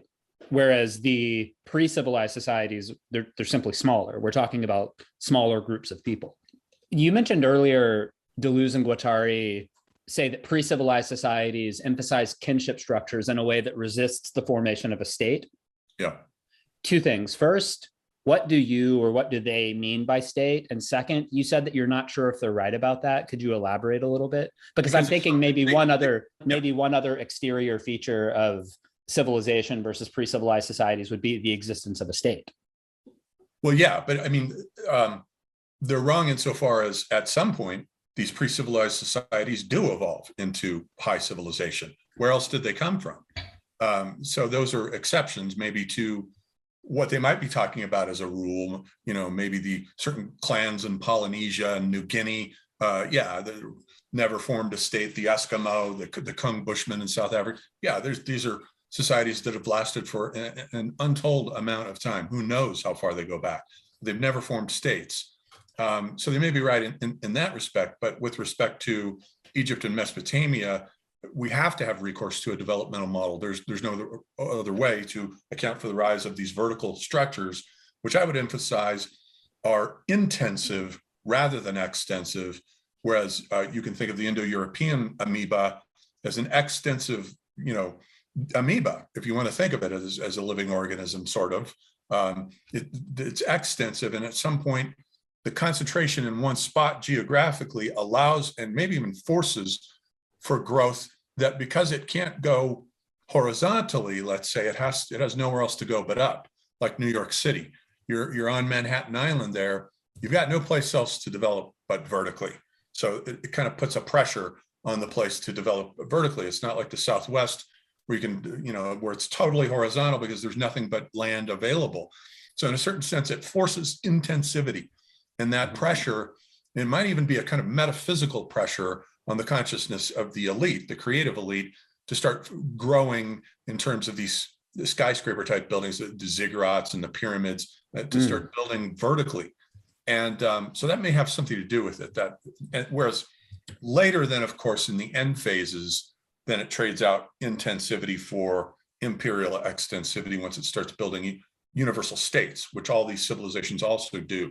But that's later in the end phase, when they're exhausting resources and they realize they've got to go steal land from someone else to bring in, imports. So there may be a process that moves from extensive tribal societies to intensive civilization to extensive universal states, perhaps. This is fascinating. I never thought about the fact that localization and intensivity will cause the creative elite to build upward. But that makes a lot of sense. Yeah. Yeah. Whereas if you're on the Eurasian land ocean, the steppe, right? Yeah. You just expand outward in every direction. Yeah, nothing but space. There's no real pressure on those peoples to this day. It's populated by steppe nomads, that whole zone there. It's still going. And they build the steppe nomads, the Eurasian steppe nomads today, they build tents, yurts, pack them up and load them onto their pack animals and go. They still live exactly the same way as the Indo-Europeans did. So going back to the state for a second, I view the state as a political category. How would you define it? If we are going to say that a state is a characteristic exterior feature of civilized versus pre-civilized societies, what exactly are we talking about when we say state? When we say a state, we're usually talking about taxes, I'm afraid. As Toulouse-Guattari says, the state, you are infinitely indebted to the state. You can never pay it off. That's what taxation is. And early taxation is corvée, where in Mesopotamia, the taxation is that you can be called upon to do labor, to dig canals, irrigation ditches at any given time, and you have to pay that. If you can't afford, let's say silver, whatever their equivalent, I believe it was silver actually that they were trading. And if you don't have that, then you have to pay the state in labor. And so the state is constantly extracting,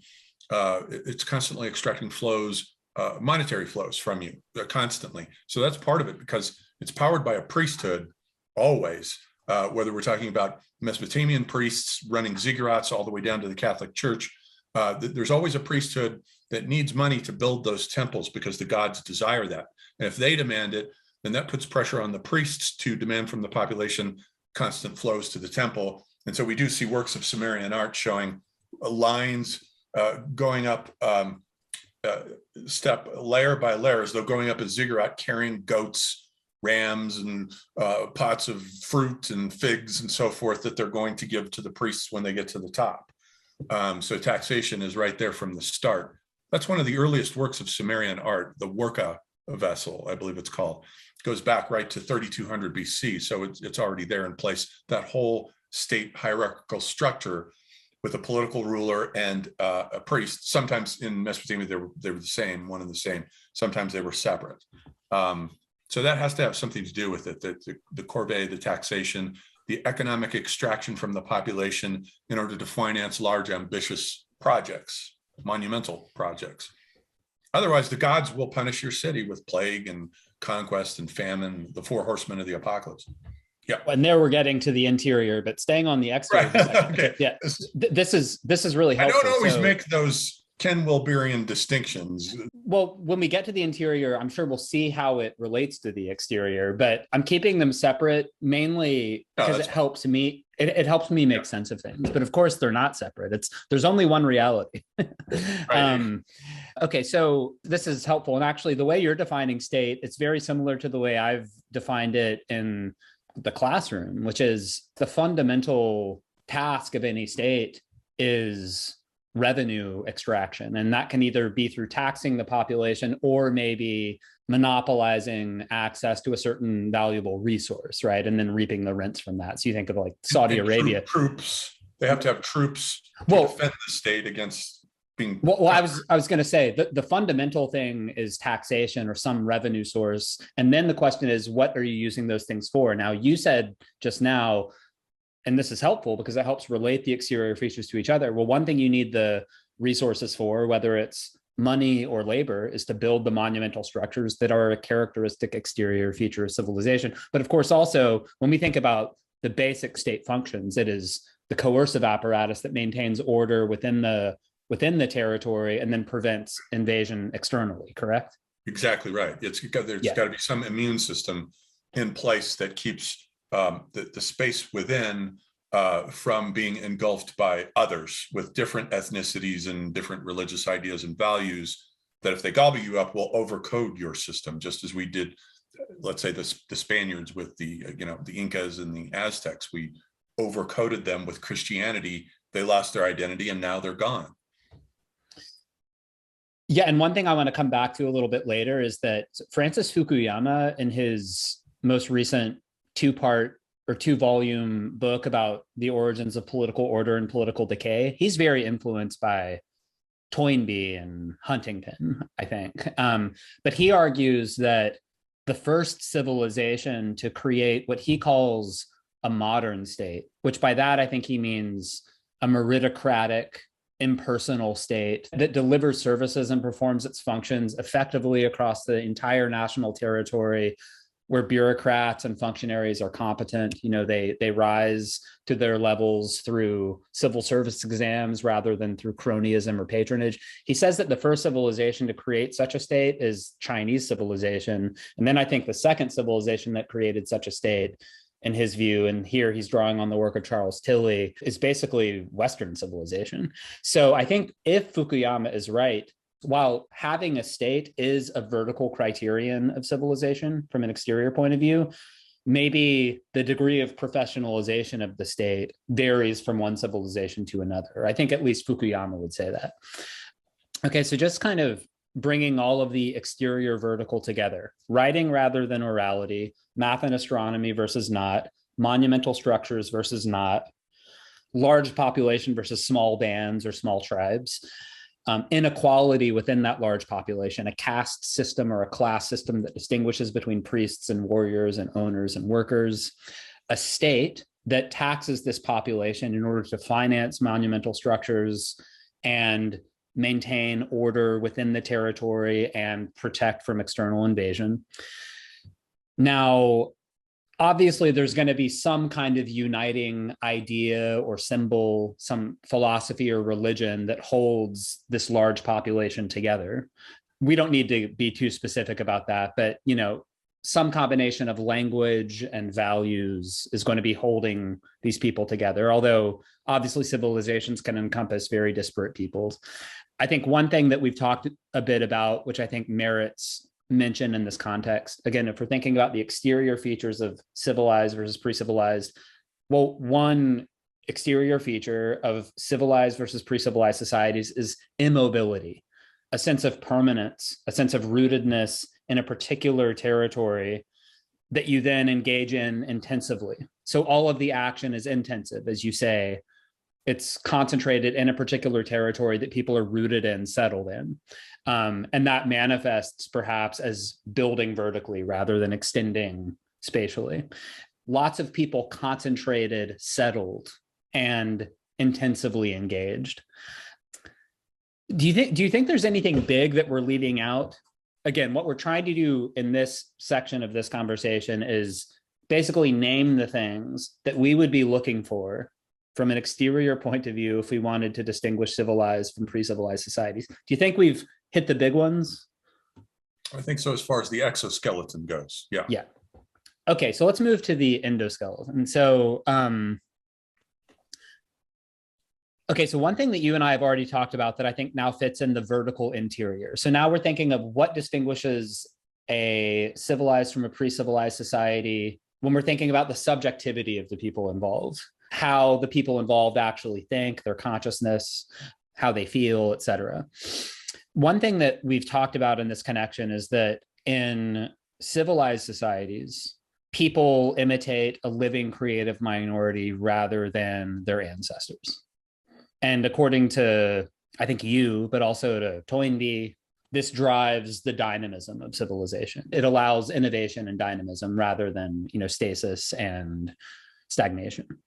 So that would be one interior difference, imitating a creative minority rather than worshiping, revering, and imitating the dead. Because I think, as you put it, the dead always say no to new technologies and innovations. They want to keep things as they have always been.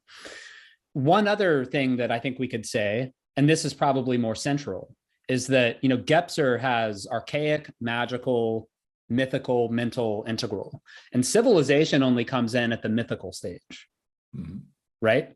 Yeah. Similarly, Campbell has animal powers, seated earth, celestial lights, man.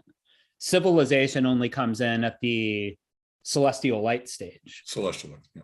Right. So maybe you could take the baton here and talk about how the interior of a civilized society differs from the interior of a pre-civilized society, what it means to go from magical to mythical, and how that helps explain the exterior things we just talked about, or what it means to go from seated earth to celestial lights, and how that helps explain the exterior features we just talked about.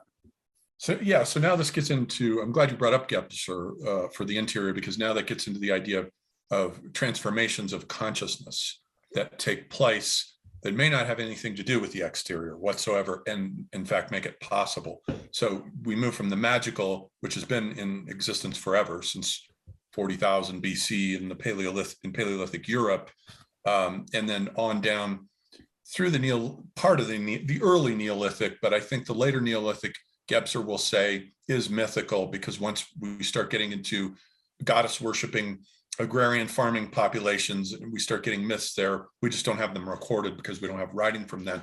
But somebody like Hesiod has them record, has very ancient myths that go way back further than Homer's Olympian pantheon, which are farmer myths and are much older and probably come in. So in a certain sense, the mythical overlaps with the Neolithic as well as high civilization, whereas Campbell's Celestial Lights does not.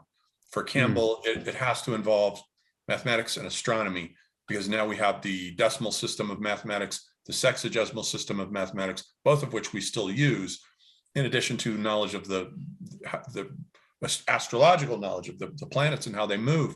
So he doesn't think that any of that exists during the Neolithic. But Gebser's model is a little more fluid with regard to the mythical consciousness. It tends to embrace both. But there is still left this idea of, how do we explain these sudden mutations of consciousness causally? And I think Gebser would say you're missing the point, because there is no causality. Being a typical German, it just happens. All of a sudden, there's a transformation of consciousness. People have had their mystical identity through magical, the magical consciousness, which tends to unite people through blood. The mysticism of blood, I think, is something that goes way, way back and is connected with kinship groups. It matters in such societies who your clan is, because that you share blood ties with them. That is a physical manifestation of a kinship psychologically as well. And then over time, the society has to let go of that. And the Sumerians did, whereas the Akkadians did not. And it's interesting that they're the earliest Semites, and then that goes all the way down to the Hebrews of the Old Testament, who are still maintaining blood ties, kinship through blood, whereas the New Testament liberates us from that.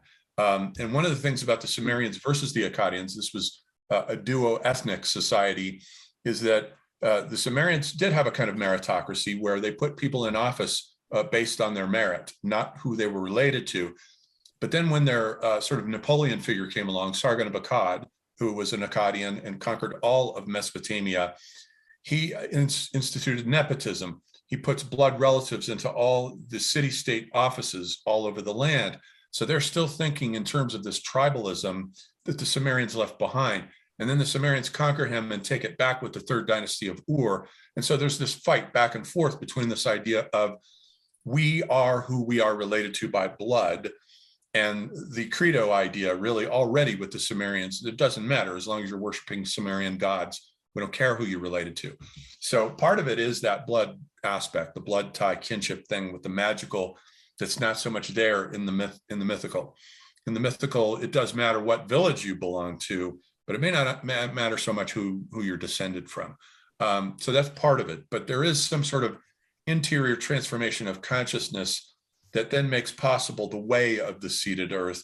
And then people take an interest in the soil because they realize that they'll have more food if they grow plants and don't just depend on the fickle nature of these wandering gazelle, that are out there, or whatever the animal herd happens to be that the hunters were hunting. The Natufians, who are the first to do this, who are both hunters and agriculturalists, they invent agriculture about between 10 and 12,000 BC on the upper Euphrates. So yeah, it's difficult to explain the nature of the mutation, but maybe Gebser's right. And there is just a certain ripeness in the psyche, the human psyche as a whole, as though it were a single organism, because that would be analogous to, let's say, your consciousness changes once you grow out of childhood into adolescence. Now there's a totally different consciousness there that's governing you with new hormones and the sex drive and a more differentiated way of using your brain to solve problems. So there is a morphology to the individual consciousness, and there may also be a morphology to the species consciousness as well. A certain point where the childhood of man can be left behind, and then there's a maturity. So that would be how I would try to explain that. So staying on this for a second, right now we're trying to get in the minds of civilized societies and the minds of pre-civilized societies and pinpoint the really key differences to the extent that we can. So if you had to summarize in the clearest way possible, or maybe like the most vivid way possible, what it means to have a mythical consciousness rather than a magical consciousness, and to follow the way of the celestial lights rather than the way of the seeded earth, whether it's ordinary people or elites, concretely, vividly. Right. I know it's kind of a hard question. It's similar to the way James Fraser lays out a similar model, which moves from magic to religion to science. And by religion, he means the mythical consciousness structure as opposed to the tribal magical, where he says that the tribal magical can do everything itself. And not only that, but Campbell points out that the individual in such a society is generally self-sufficient because everyone in the society knows how to do everything. There really isn't specialization in those societies. Hunters hunt, of course, and women do their tasks. So there is that differentiation. But otherwise, the individuals are pretty self-sufficient, leaving perhaps the religious powers up to the shaman. But otherwise, during the Neolithic, though, all these trades come in. The pottery maker, the guy who handles wood for us, the priest, all these crafts come in, they bring specialists, and it fragments the society so that the individuals start becoming dependent on each other because no one person now can know all the knowledge of the tribe, or whatever, the village rather, all the knowledge of the village in the mythical consciousness structure. So there's a mutual interdependence, almost like cells in a body. They have to depend on each other now as cells in a larger organism. And it's much more like a living organism than it is in the magical consciousness structure. So there is that nature to it that then gives rise to the priest now has to intercede for us. And we have to go, if we want to send prayers to the gods, we have to bring him offerings to the temple so that he can then send up prayers to Enki or Inanna or whoever the god happens to be on our behalf.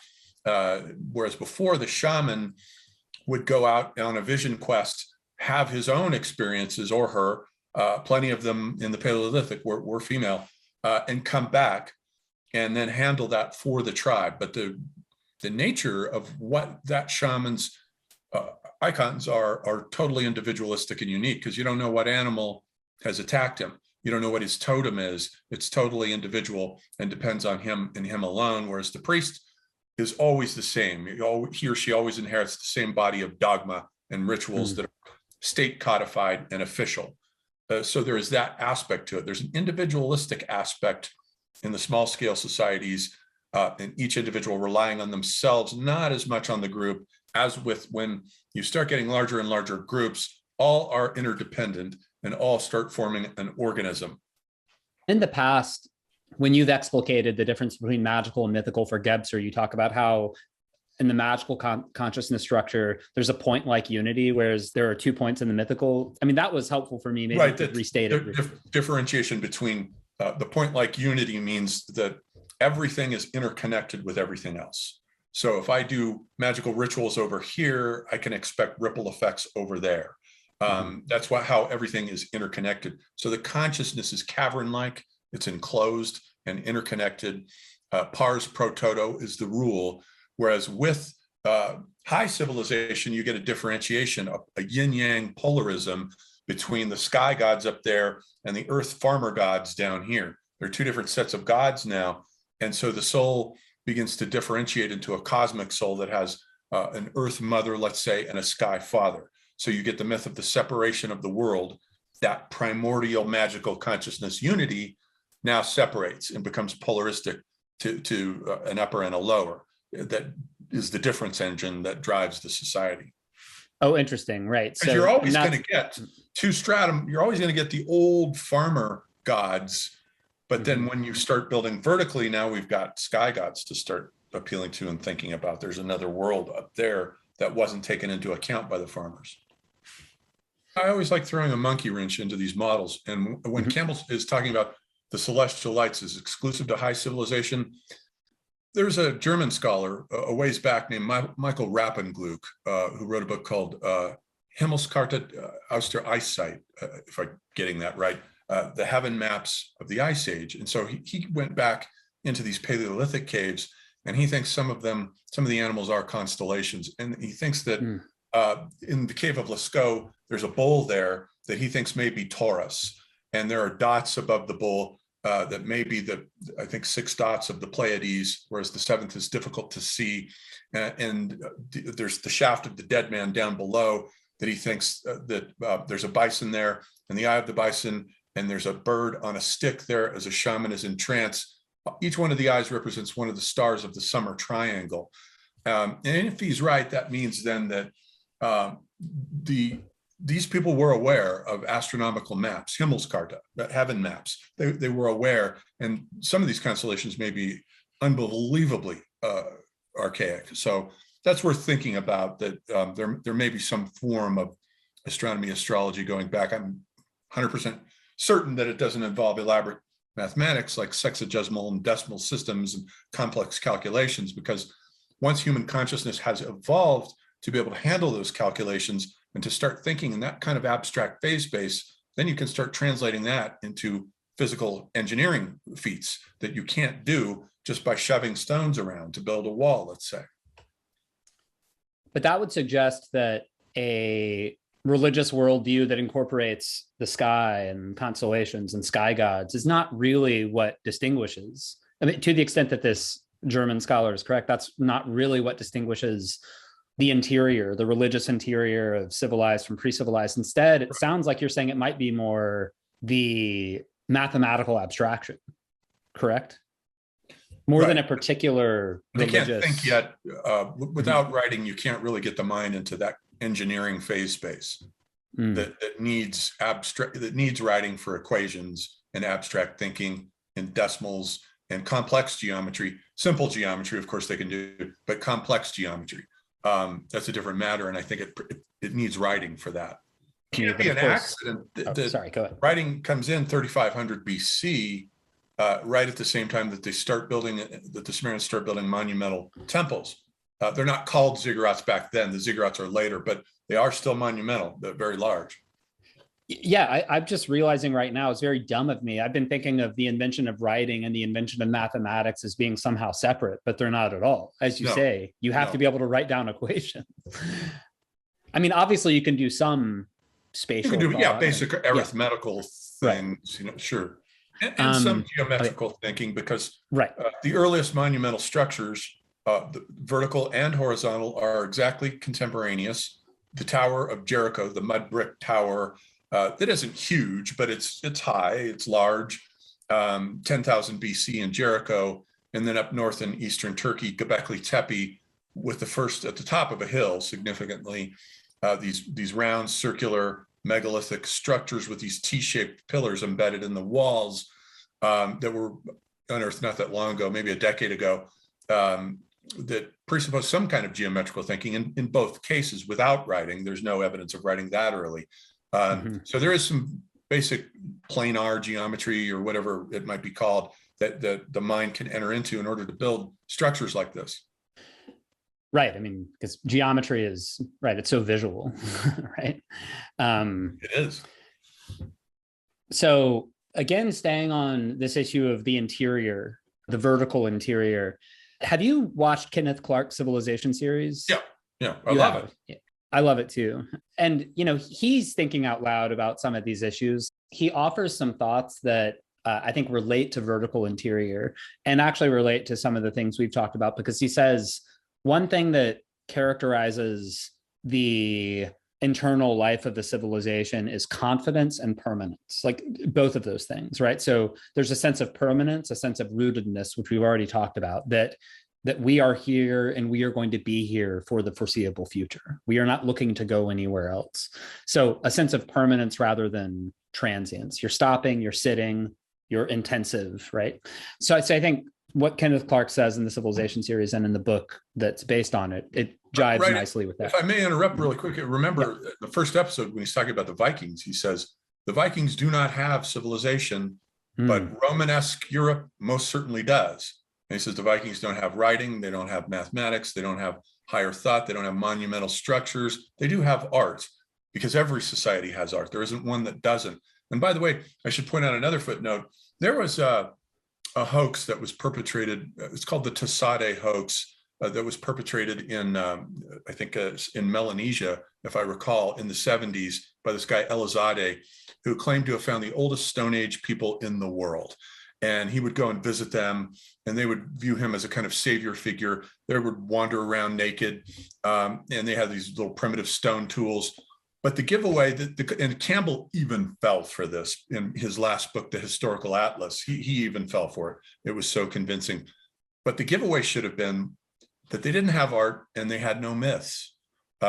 Ain't no such thing. The people without art and without myths. Ain't no such thing. That should have been the giveaway. So that's a negative counterexample that's glaring. There is no such thing as a human society without art and myth, but there most certainly is without mathematics and monumental architecture and writing.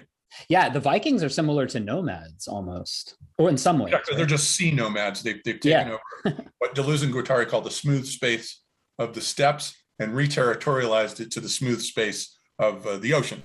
Basically, they're ocean nomads. Yeah, I love the Vikings. Actually, Clark also says that the people in a civilization, at least one that is growing, have confidence rather than self-doubt. And I think what we would say, I think what Spengler would say, I'm guessing what you would say, is that confidence is very characteristic of the spring and the summer of civilization. And then self-doubt is increasingly characteristic of civilizations as they're getting older and verging on death, right? But at least a high level of confidence in the civilization construction phase is part of the collective interior, or at least the interior of the creative minority, we would say. Absolutely. Right? Yeah. Yeah. Okay. So one other aspect of the interior that I'd like to talk about a little bit is I wrote down a couple of notes to myself, and let me think of the best way to put this. So I mean, maybe you can just run with this. You can hear what I'm saying and hear what makes sense out of it and kind of run with it. But what I want to talk about here is the fact that, human beings, we are life. We are organisms. Life goes back 3.5 billion years. So we're this, we're at the very end of an extremely long evolutionary process. And we've only existed for a few 100,000 years. Okay, so what was the characteristic, or what were the features of the evolutionary process that led to us? Well, it was a very brutal world, right? It was just organisms just nasty, killing brutish, each other. and short. Yeah, and not just between humans, but between our pre-human ancestors. Everything. I mean, yeah, right. And obviously we've been social since even before we were human, but before that we weren't social, and it really was just every man for himself and dog eat dog, and you're going to get killed and eaten unless you can kill and eat more effectively. So that is our history. That is our deep ancestral history. And one thing that happens with civilization is that we sublimate those violent instincts, right? We find ways of discharging that violent energy in ways that are not destabilizing, right? So a great example would be scapegoating and sacrifice, right? Scapegoating and human sacrifice. And then we even found ways of sublimating human sacrifice, like eating a communion wafer is a sublimation of actual human sacrifice, right? Circumcision or animal sacrifice is sort of a sublimation of human sacrifice. Well, and then eating a communion wafer would be like an even higher level, because you're not actually doing violence to an organism or a part of an organism. You're just eating something that is consubstantial with an organism, with a person, Jesus. And a couple of other thoughts just pop into my mind in this context. The notion that politics is sublimated warfare. It's the continuation of warfare by other means, right? It's conflict channeled through institutions and electoral competition, perhaps at the highest level.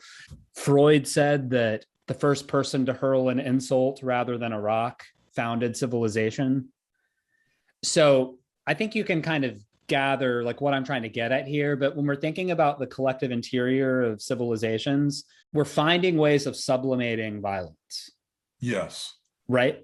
Right. I was going to say, so yeah, that's an excellent way that you set that up there, because I think of civilization as a disruptor of the natural chain of being.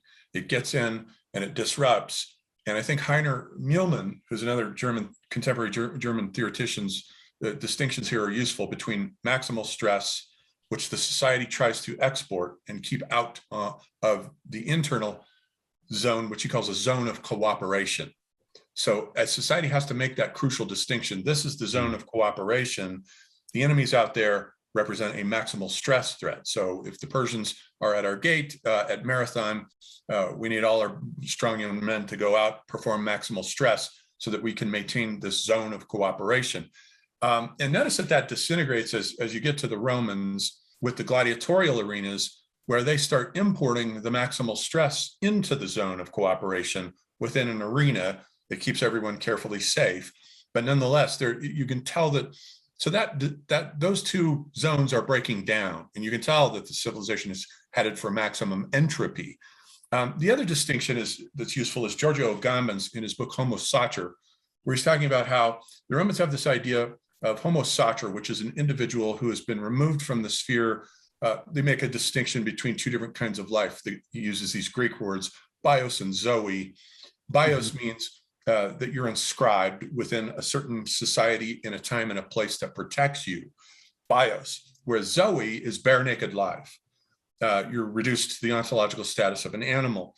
And so this distinction, Homo Sacer, means that this individual can be killed by anyone with impunity because all of his or her rights have been stripped from them. This is the ontological status of a concentration camp victim. They've been put into the mode of bare naked life, Homo Sacer. So they've had that zone of cooperation, Mühlmann's zone of cooperation, withdrawn from them, so that now they're unprotected by the state as a zone of cooperation. So anything can happen to them and no one has to be punished because of it, because there's no inscription, there's no bios to this individual. He's not inscribed within the lattice work of the internal zone of cooperation that is civilization, the whole point of which is to, hurl insults instead of stones, so that we're out of the food chain. That's one of the things civilization, the whole point of it is to get us out of the food chain.